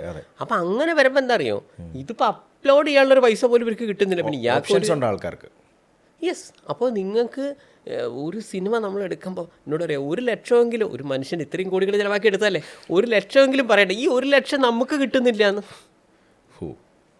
അപ്പോൾ എന്നോട് അല്ല എന്നോട് പറഞ്ഞാൽ പല അത്യാവശ്യം അറിയപ്പെടുന്ന നടന്മാർ, അപ്പോൾ പ്രൊഡ്യൂസർമാർ തന്നെ സ്വന്തമായിട്ട് യൂട്യൂബ് ചാനൽ തുടങ്ങിയിടേണ്ട ഗതികേടിലേക്കാണ് പോകുന്നത്. ദാറ്റ് ഈസ് റൈറ്റ്സ് ഇല്ല. സർ വിജയിച്ചോ, ഇതെല്ലാം വേറെ ലെവലാണ്. പിന്നെ ആളുകൾ നിങ്ങളെ എങ്ങോട്ട് വിളിക്കും, ചേട്ടാ ഭക്ഷണം കഴിച്ചോ, ഉറങ്ങിയോ, വിശ്രമിച്ചോ, നിങ്ങൾ പല്ല് തേച്ചോ, ചേട്ടാ അതിൻ്റെ റൈറ്റ്സ് നമുക്ക് തരുമോ, ചേട്ടൻ്റെ സിനിമ ഞങ്ങൾക്ക് തരുമോ, നമ്മളെ മറ്റോൻ്റെ നമ്മളല്ല നിങ്ങളുടെ നാട്ടിലെ മറ്റേ സെൻറ്ററിൽ കൊടുത്തിട്ടുണ്ട്, അത് സാരില്ല 2 ഷോ ഞങ്ങൾക്കും എന്താ. എല്ലാ OTT കാരും നിങ്ങളെ എങ്ങോട്ട് വിളിക്കും, പറഞ്ഞോ, നമുക്ക് ഡീൽ. നിങ്ങൾ 2 കോടിക്ക് എടുത്ത് അവിടേക്കൂ, ചേട്ടാ 10 കോടി. കാരണം നിങ്ങളെ വിൽപ്പനയാക്കാനുള്ള കറക്റ്റ് അവിടെയുണ്ട്. ഇതൊന്ന്. ഇനി ഇതിലേക്ക് നയിച്ച ഘടകങ്ങളിലേക്ക് വരാം. ഈ മര്യാദയ്ക്ക് ഇത്രയും റൈറ്റ്സ് ഉള്ളിടത്ത് ഒരു OTTയും പറഞ്ഞ് നടന്നിട്ടാണ് ഇന്ന് ഗതികേട് ഒരു വശത്തുണ്ടാക്കിയത്. കേരളം നന്നായിട്ട് ഹിറ്റാവേണ്ട പല സിനിമകളും കൊണ്ടുപോയി OTT കൊടുത്തു. ഇതാണ് നമ്മളെ കഴിഞ്ഞ ഇൻ്റർവ്യൂവിലുണ്ടായ സംഭവം. അതിലൊരു പ്രഡിക്ഷനും പറഞ്ഞു. അന്ന് ഞാൻ പറഞ്ഞ പ്രഡിക്ഷൻ അല്ലേ? യെസ്, ഞാൻ മുൻകൂട്ടി പറഞ്ഞു. ഓർക്കുന്നുണ്ട്. യെസ്, അതായത് എൻ്റെ ഓർമ്മ ശരിയാണെങ്കിൽ നമ്മൾ OTT ഫസ്റ്റ് തുടങ്ങിയ സമയത്താണ് നമ്മളെ ഇതുണ്ടായിരുന്നത്. അപ്പം ഞാൻ അന്ന് ഇങ്ങോട്ട് പറഞ്ഞൊരു കാര്യമാണ്, ഈ OTT അല്ല നിങ്ങൾക്ക് എത്രമാത്രം അത് ക്ലിയർ ആയി എനിക്കറിയില്ല, അല്ല നിങ്ങൾ നോ എന്ന് പറഞ്ഞില്ല, എന്നാലും ഞാൻ പറയുന്നത് OTTയിലേക്ക് സിനിമ വന്നു കഴിഞ്ഞാൽ സിനിമയെ ബാധിക്കും എന്ന് പറഞ്ഞു. അപ്പോൾ അന്ന് എനിക്ക് ഏതാണ്ട് നിങ്ങൾ പറഞ്ഞത് ഓർമ്മയുണ്ട്. 21-ലാണ് നമ്മളത്. യെസ്, അതായത് അന്ന് കൊറോണ പീരീഡിലാണ് നമ്മൾ കണ്ടിരുന്നത്. അപ്പോൾ എന്നോട് പറഞ്ഞു ഈ കൊറോണ സമയത്ത് ആളുകൾക്ക് വേറെ എൻജോയ്മെൻ്റ് ഒന്നുമില്ല, അപ്പോൾ കുറച്ച് പുതിയ സിനിമകൾ തന്നെ OTTയിലൊക്കെ വരുമ്പോൾ നല്ലതല്ലേ. അപ്പോൾ ഞാൻ അങ്ങോട്ട് പറഞ്ഞു, ചേട്ടാ കൊറോണ ഇന്ന് വരും നാളെ പോവും, ഇത് പണിയാണേ. കാരണം സൂപ്പർ ഹിറ്റ് ആവാൻ സാധ്യതയുള്ള, ഞാൻ സിനിമകളുടെ പേര് പറയുന്നില്ല അവർക്ക് വിഷമം ഉണ്ടാച്ചിട്ട്, ചില സിനിമകളുടെ 2ാം ഭാഗമൊക്കെ ഇവർ OTT കൊണ്ടുപോയി ഇറക്കി. ഇങ്ങനെ വന്നപ്പോൾ എന്തായി, ആളുകൾ കണ്ടു. അവർക്ക് എന്താണ് സത്യം പറഞ്ഞാൽ, നിങ്ങൾ OTTയിൽ ഒരു സിനിമ കണ്ട അയാൾക്ക് എന്താ ഗുണം? അയാളിപ്പോൾ എന്താ വെറും പൊട്ടനാണോ? നിങ്ങൾക്ക് ഇത്രയും പൈസ തന്നിട്ട് നിങ്ങളിന്ന് റൈറ്റ് എടുക്കുന്നു. അയാൾ എന്താ വെറും ഫൂളാണോ? അയാൾക്ക് എന്താ ഇന്ന് കിട്ടുന്നത്? അയാൾക്ക് ഒന്നും കിട്ടുന്നില്ല. അയാൾക്ക് കിട്ടുന്ന എന്താണ്? സബ്സ്ക്രൈബേഴ്സിനെ കിട്ടും, ഫോളോവേഴ്സ് വരും. അപ്പോൾ ആ ആരംഭകാലത്ത് ഇതേപോലുള്ള സൂപ്പർ ഹിറ്റ് സിനിമകൾ വരികയും അത് പല നടന്മാരുടെയൊക്കെ കണ്ടപ്പോൾ എല്ലാവരും കൊറോണ കഴിഞ്ഞു. പിന്നെ ഇതേ നടന്മാരുടെ സിനിമ വരുമ്പോൾ ആളുകൾ ആലോചിക്കും, ഇവിടെ ഒരു 800 രൂപ 1000 രൂപ സബ്സ്ക്രൈബ് ചെയ്ത് കഴിഞ്ഞാൽ ഇതിലും കൂടുതൽ പൈസയാവും. 2 മക്കളെയും കൂട്ടി അവിടുത്തെ പൊരീൻ്റെ പൈസ ഇതിൻ്റെയൊക്കെ ആലോചിച്ചോണ്ട പൈസ ആലോചിക്കുമ്പോൾ നമ്മൾ വിചാരിക്കും ഇവിടുന്ന് ഇത്രയും ട്രാഫിക് ബ്ലോക്കിൽ ഒന്ന്. പിന്നെ എല്ലാ വീട്ടിലും വലിയ സ്ക്രീനൊക്കെ വെച്ച് അത്യാവശ്യം സൗണ്ട് സെറ്റ് എല്ലാവരും തിയേറ്റർ എക്സ്പീരിയൻസ് ഡിഫറെന്റ് ആണ്. പക്ഷെ ചിലരെങ്കിലും ഇങ്ങനെ ആലോചിക്കുന്നത് സാർ അങ്ങനെയുള്ള വീടുകൾ ഇപ്പോൾ കൂടി വരുന്നുണ്ട്. ശരിയാണ്. അതായത് പണം ഉള്ളവൻ്റെ കയ്യിൽ നല്ല പൈസയുണ്ട്. ഇപ്പം ഞാൻ പറഞ്ഞ ഭാര്യയ്ക്കും ഭർത്താവിനും ഗവൺമെൻറ് ജോലി ഉണ്ട് എന്ന് പറയുമ്പോൾ തന്നെ അത്യാവശ്യം പൈസ വരുന്നുണ്ട്, അങ്ങനെ വരുന്നുണ്ട്. അപ്പോൾ അവരും അത്യാവശ്യം ഇങ്ങനെ വരുമ്പോൾ എന്താണെന്ന് അറിയാം, ഇവിടെ ടെലഗ്രാമിൽ ഫ്രീ കിട്ടാൻ ഈ ടെലഗ്രാമിലേക്ക് കഥ എത്തിയത് ഈ OTT കൊടുക്കുന്നതുകൊണ്ട് ആളുകൾ എന്ത് ചെയ്തു, ഈ സബ്സ്ക്രൈബ് ചെയ്തിട്ട് എടുക്കുകയും ഇത് നേരെ എടുത്തിട്ട് ടെലഗ്രാം അതിനൊക്കെ കണ്ടുപിടിച്ച് നമുക്ക് പല പണിയും കൊടുക്കും, അത് വേറെ വിഷയം. അപ്പോൾ ഇത് ടെലഗ്രാമിൽ അപ്പ് ചെയ്തിട്ട് വീട്ടിൽ നല്ല സ്ക്രീനിൽ തന്നെ ഇരുന്ന് നല്ല സ്റ്റൈലിൽ ഇരുന്ന ആളുകൾ കാണുന്നുണ്ട്. അങ്ങനെയുള്ള ഒരുപാട് പേര് ഇങ്ങനെ വന്ന്. അപ്പോൾ ഈ സബ്സ്ക്രൈബേഴ്സ്, അതായത് OTTയിൽ വളരെ ഫ്രഷായ സിനിമകൾ കാണാം, ഒരു നിശ്ചിത പൈസ കൊടുത്തു കഴിഞ്ഞാൽ ഏത് പുതിയ സിനിമയും കാണാം എന്ന് വന്നപ്പോൾ എന്ത് സംഭവിച്ചു? ഇതാണ് അന്ന് ഞാൻ പറഞ്ഞു, ചേട്ടാ ഇത് OTT സംസ്കാരത്തിലേക്ക് മാറുമെന്ന് പറഞ്ഞു. ഞാൻ അന്ന് ഉപയോഗിച്ച വാക്കാണ്. അപ്പോൾ സംസ്കാരം എന്ന് പറഞ്ഞാൽ എന്താണ്?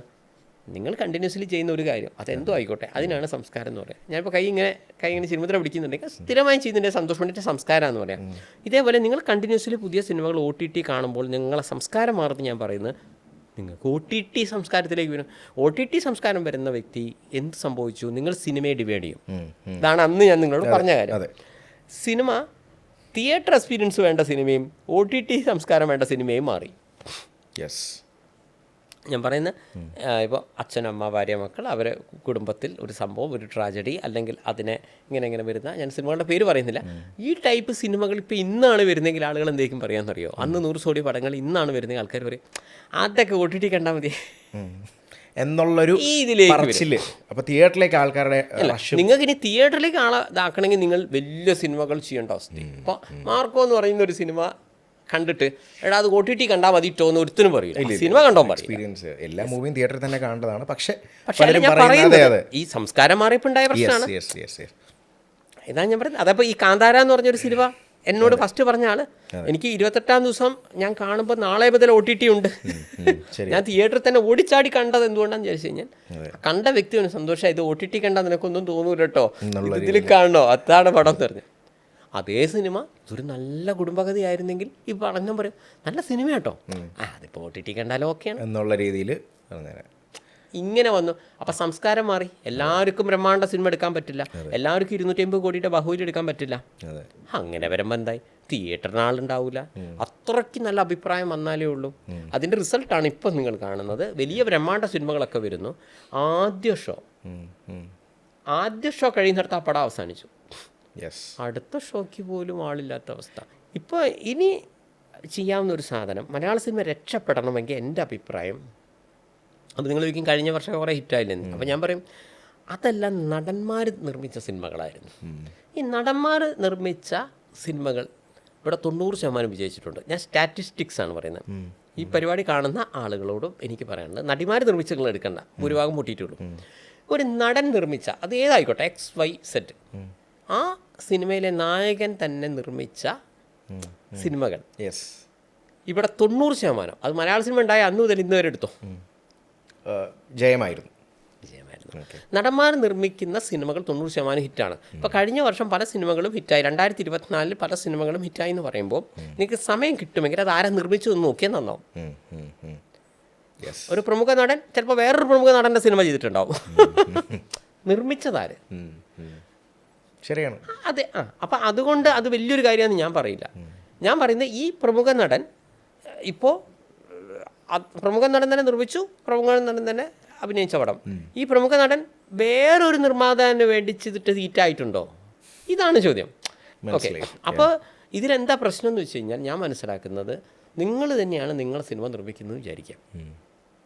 അപ്പോൾ നിങ്ങൾ കുറച്ചും കൂടെ നിങ്ങൾ സ്ക്രിപ്റ്റൊക്കെ ഒന്നുകൂടെ വായിച്ച് മനസ്സിലാക്കി ആയിട്ടാ നമുക്ക് ആ മറ്റേ പൈസ ചിലവാകുന്ന കേസാട്ടോ ഈ അത് കട്ടി എന്നൊക്കെ പറഞ്ഞ് അവനവൻ്റെ പൈസയാണ് എന്ന് കുറച്ചുകൂടെ ശ്രദ്ധിക്കും.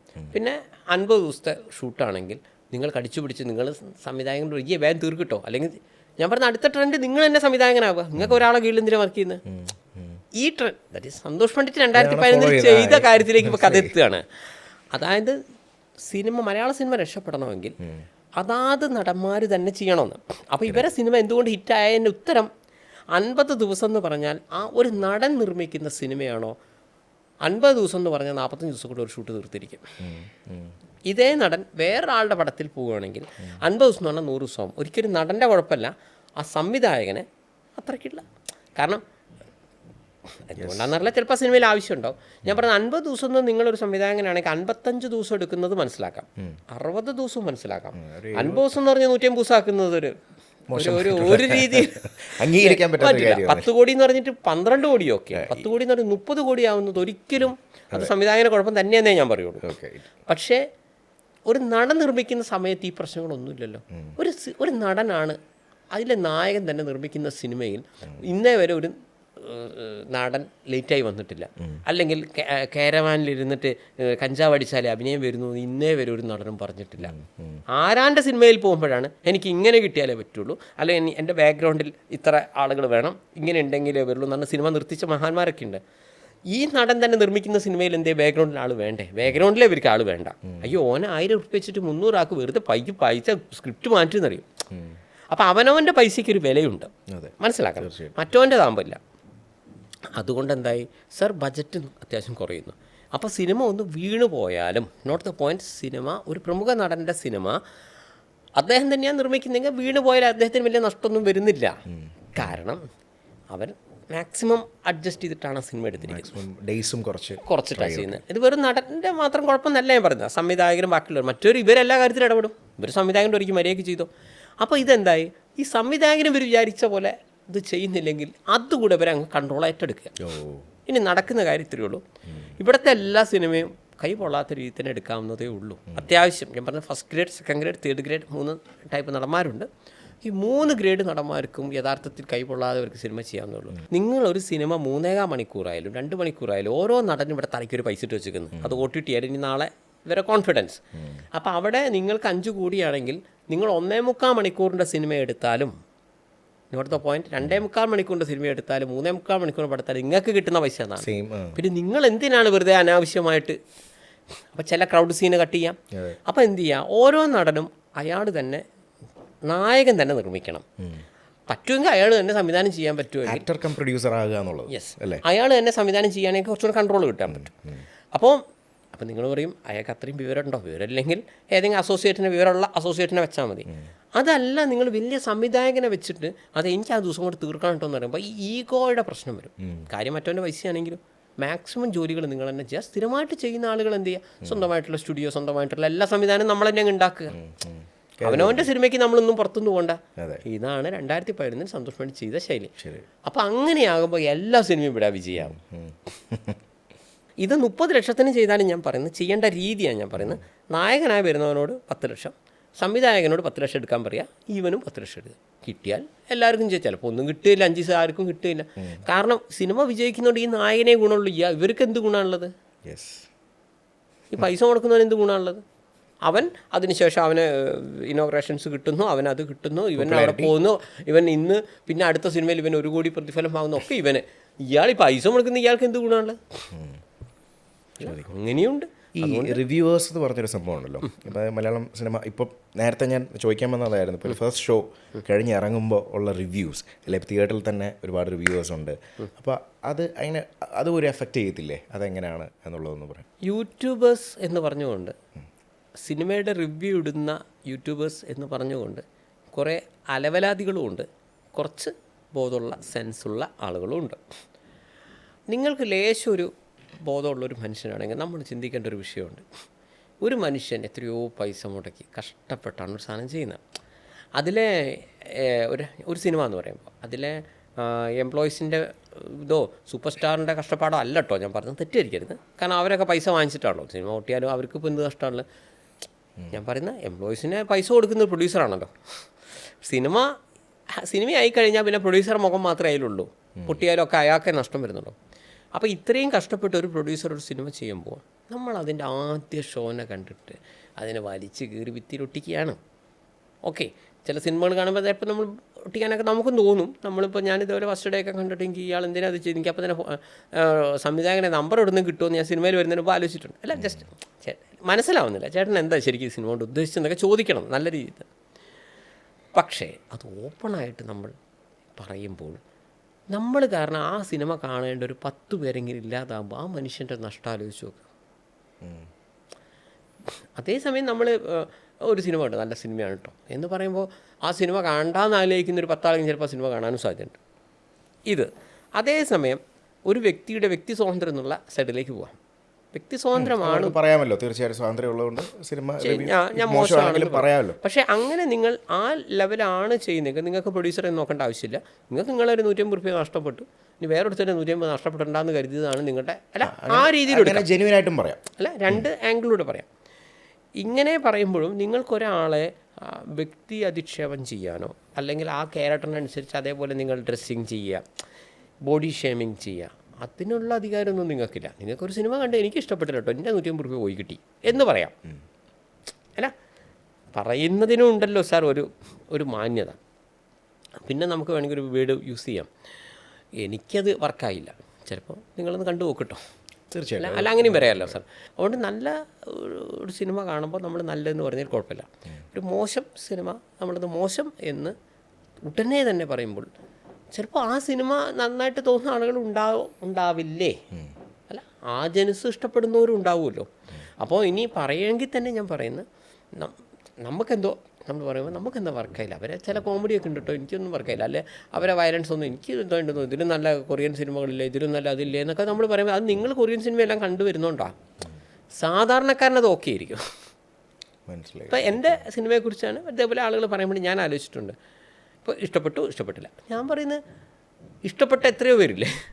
അല്ല, എല്ലാവരും ലോക സിനിമ മൊത്തം കലക്കി കുടിച്ച് എന്നിട്ട് പുതിയ സിനിമ കാണുന്ന ഓരോ ബുദ്ധിജീവികളും അല്ല, just for A fun, just ഒരു സിനിമ എൻജോയ് ചെയ്യണമെന്ന് ആഗ്രഹിക്കുന്നവരാണ്. അപ്പോൾ അവിടെ നിങ്ങൾക്ക് ആ ടൈപ്പ് ഷോട്ട് എടുത്തിരുന്നെങ്കിൽ കിടുവായനെന്നൊക്കെ അത് നിങ്ങൾ ചിന്തിക്കാൻ നിങ്ങൾക്ക് അതിനെക്കുറിച്ച് സെൻസ് ഉള്ളത് കൊണ്ടാണ്. ശരിയല്ലേ?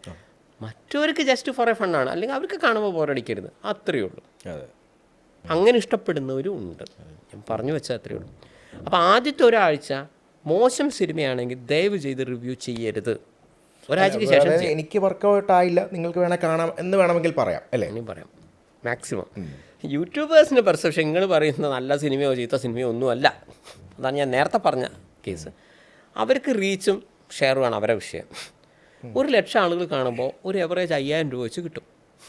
ഓക്കെ, ഇപ്പോൾ ഞാനൊരു യൂട്യൂബറാണ്, അപ്പോൾ ഒരു സിനിമ വന്നു, അപ്പോൾ എക്സും വൈ 2 YZ എന്നൊക്കെ പറഞ്ഞ് 3 നടന്മാരുണ്ട്. അപ്പോൾ എക്സിൻ്റെ പടം ഇറങ്ങുന്നത് ഞാൻ പറഞ്ഞ ഒരു വശമാണ്. അപ്പോൾ എക്സിൻ്റെ പടം മോശമാണെന്ന് പറഞ്ഞാൽ എൻ്റെ മനസ്സിലുണ്ടാവും വൈൻ്റെ സെറ്റിൻ്റെ ആൾക്കാർ അത് ഷെയർ ചെയ്യുമല്ലോ, ഈ പടം തല്ലിപ്പൊളിയാണെന്ന് പറഞ്ഞിട്ട്.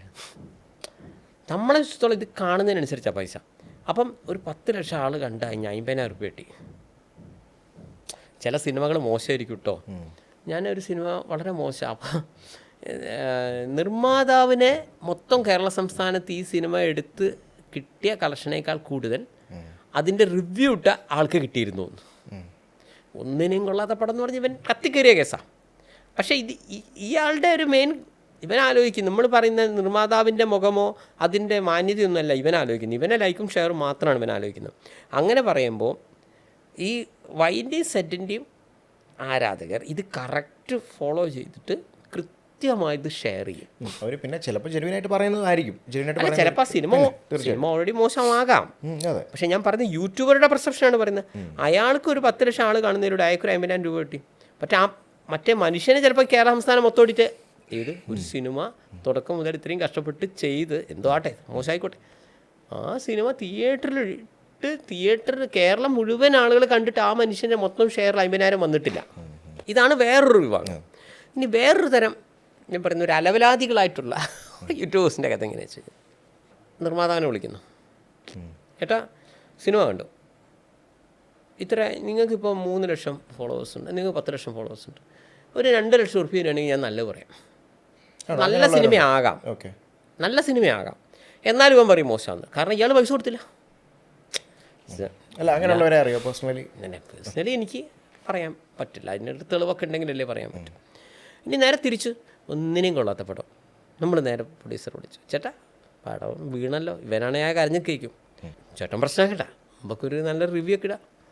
ആയിക്കോട്ടെ, ഞാൻ എന്താ ചെയ്യേണ്ടത്, ഓൾറെഡി നഷ്ടത്തിൽ കിടക്കുന്ന ഒരു മനുഷ്യനാണ്, ഇവന് 1 ലക്ഷം രൂപ കൊടുക്കുന്നു. പിന്നെ ഇവൻ ഞാനിന്നൊരു സിനിമ കണ്ടിട്ടാ, എന്താ പടം, മലയാളത്തിൽ ഇങ്ങനെ പടം ഇറങ്ങിയില്ല, ഇപ്പോൾ ലേശം ആൾ കുറവാണ്, പക്ഷേ ഇനി കുടുംബങ്ങൾ അങ്ങോട്ട് കയറും, ഇങ്ങനെയും വരാം. ഇതെങ്ങനെ, ഇത് നിങ്ങൾക്ക് തന്നെ മനസ്സിലാക്കാം. ഈ പരിപാടി കാണുന്നവരോട് ഞാൻ പറയുന്നു, റിവ്യൂ ചെയ്ത ആൾ പണം വാങ്ങിയാണോ ചെയ്തിരിക്കുന്നത്, നിങ്ങൾ എന്നോട് ചോദിച്ചു തെളിവുണ്ടോയെന്ന്. ഞാൻ പറയുന്നു, റിവ്യൂ ചെയ്ത ആൾ പൈസ വാങ്ങിയാണോ എന്നറിയാൻ നിങ്ങൾക്കൊരു എളുപ്പവഴി ഞാൻ പറയാം. ഒന്നിനും കൊള്ളാത്തൊരു പടം, ഒരു 5 പൈസയ്ക്ക് ഗുണമില്ലാത്തൊരു പടം, ഈവൻ ഫസ്റ്റ് ഷോ കണ്ടിട്ട് പറയുകയാണ് ഇങ്ങനൊരു പടം ഇറങ്ങിയില്ല കേട്ടോ, നിങ്ങൾ എത്രയോ സിനിമകളൊക്കെ നല്ല അഭിപ്രായം പറഞ്ഞിട്ടുണ്ട്, പുള്ളിക്ക് അത് വർക്കായതുകൊണ്ടാവാം. അല്ല, എങ്ങനെയും വരാം, 2 രീതിയിൽ വരാം. ഇനി നേരെ തിരിച്ചു, നല്ലൊരു സിനിമയെ മോശം എന്ന് പറയുന്നവരുമുണ്ട്. അതിന് ഒരു പെർസെപ്ഷൻ, ചിലപ്പോൾ നിർമ്മാതാവ് പൈസ കൊടുക്കാത്തതുകൊണ്ടാവാം. യഥാർത്ഥത്തിൽ അവൻ ആ സിനിമ എൻജോയ് ചെയ്തതാണ്, പക്ഷേ നിർമ്മാതാവ് പൈസ കൊടുത്തില്ല. നല്ല സിനിമയാണെന്ന് അറിയാം, അവനും അറിയാം അത് 100 സ്വർണ്ണ പടമാണ്, പക്ഷേ നിർമ്മാതാവ് ഭീഷണിപ്പെടുത്തിയ പൈസ കൊടുത്തില്ല. അപ്പോൾ അതുകൊണ്ട് അവൻ പറയുന്നു ഇങ്ങനെയും വരാം. അപ്പോൾ അതുകൊണ്ട് 100% നിങ്ങൾ ഈ റിവ്യൂവിൽ വിശ്വസിച്ച് ഇപ്പം പൈസ വാങ്ങിച്ചിട്ടാണോ പൈസ വാങ്ങാണ്ടാണോ, ഇവൻ്റെ മാനസികാവസ്ഥ എന്താണ്, ഇവനെ യൂട്യൂബിൽ നിന്ന് എന്ത് പൈസ കിട്ടുന്നു എന്നുള്ളതൊക്കെ ഒരു വശം. ഇവരിൽ മാത്രം പ്രതീക്ഷ അർപ്പിച്ച് നിങ്ങളൊരു സിനിമ കാണണോ കാണണ്ടേ നിങ്ങൾ തീരുമാനിക്കരുത്. അല്ല, അത് തീർച്ചയായിട്ടും ഇല്ല, കാരണം ഓരോ ഇഷ്ടമാണല്ലോ. അല്ല, ഞാൻ പറഞ്ഞത്, ഞാൻ ഉദ്ദേശിച്ചത്രേ ഉള്ളൂ. ഇവൻ പറയുന്നത് നിങ്ങൾ കേൾക്കുക, മറ്റവൻ പറയുന്നത് കേൾക്കുക, നിങ്ങൾക്ക് നിങ്ങളേതായ ഒരു ലോജിക്കാണ് വേണ്ടത്. എക്സാക്ട്ലി, അത് 100%. അപ്പോൾ ഇനി ശരിക്കും ഇത് വേണ്ടത് എങ്ങനെയാണെന്ന് വെച്ച് കഴിഞ്ഞാൽ, നല്ല സിനിമകളുടെ റിവ്യൂ കൊടുക്കുക ശരിക്കും വേണ്ടതാണ്. ഒരു ഈ ആരിൽ നിന്നും പൈസ വാങ്ങുന്നില്ല, യൂട്യൂബിൽ നിന്നുള്ള വരുമാനം ആഗ്രഹിക്കുന്നില്ല, മലയാള സിനിമയെ വളരെ ഇഷ്ടപ്പെടുന്നു എന്ന വ്യക്തിയാണ് നിങ്ങൾ ചെയ്യേണ്ടത്.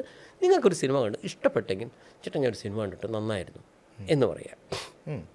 ഓക്കെ, നിങ്ങൾക്ക് കണ്ട് ഇഷ്ടപ്പെട്ടില്ല, നിങ്ങൾ മിണ്ടാണ്ട് പോവുക. പക്ഷേ നിങ്ങളുമായി ബന്ധപ്പെട്ട് കിടക്കുന്ന ഞാൻ നിങ്ങളൊരു കൂട്ടുകാരൻ എങ്ങനെ എൻ്റെ മോനെ ആ വൈക്ക് പോകണ്ട, ഇപ്പോൾ ഇവിടെ പറഞ്ഞൊക്കെ എന്നോട് പറയാം, അല്ല ഫോണിലൂടെ പറയാം, നോട്ട് ദ പോയിന്റ്. അയാൾക്ക് 10 ആളെ കിട്ടുന്ന നിങ്ങൾ ഇല്ലാതാക്കുന്നില്ല. അതേസമയം ഇങ്ങനെ ഈ സിനിമ കണ്ട 100 പേരും അവരെ പരിചയത്തിലുള്ള ആളുകളോടൊക്കെ ഒന്നിനും കൊള്ളാത്ത പടം ആ വൈക്ക് പോലെ എന്ന് പറഞ്ഞാൽ ആ പടം വീണു. അല്ലാതെ എക്സിൻ്റെ റിവ്യൂ കേട്ട് അത് റിവ്യൂ കേൾക്കാനായി വെയിറ്റ് ചെയ്ത് നിങ്ങൾ ചെയ്യുമ്പോൾ ഞാൻ പറഞ്ഞ ഒരു കാര്യം കൂടി ഒന്ന് മനസ്സിൽ വെക്കുന്നതാണ്. ഇതിൻ്റെ കൂടെ ഞാനൊരു വാക്ക് ആഡ് ചെയ്യുന്നു.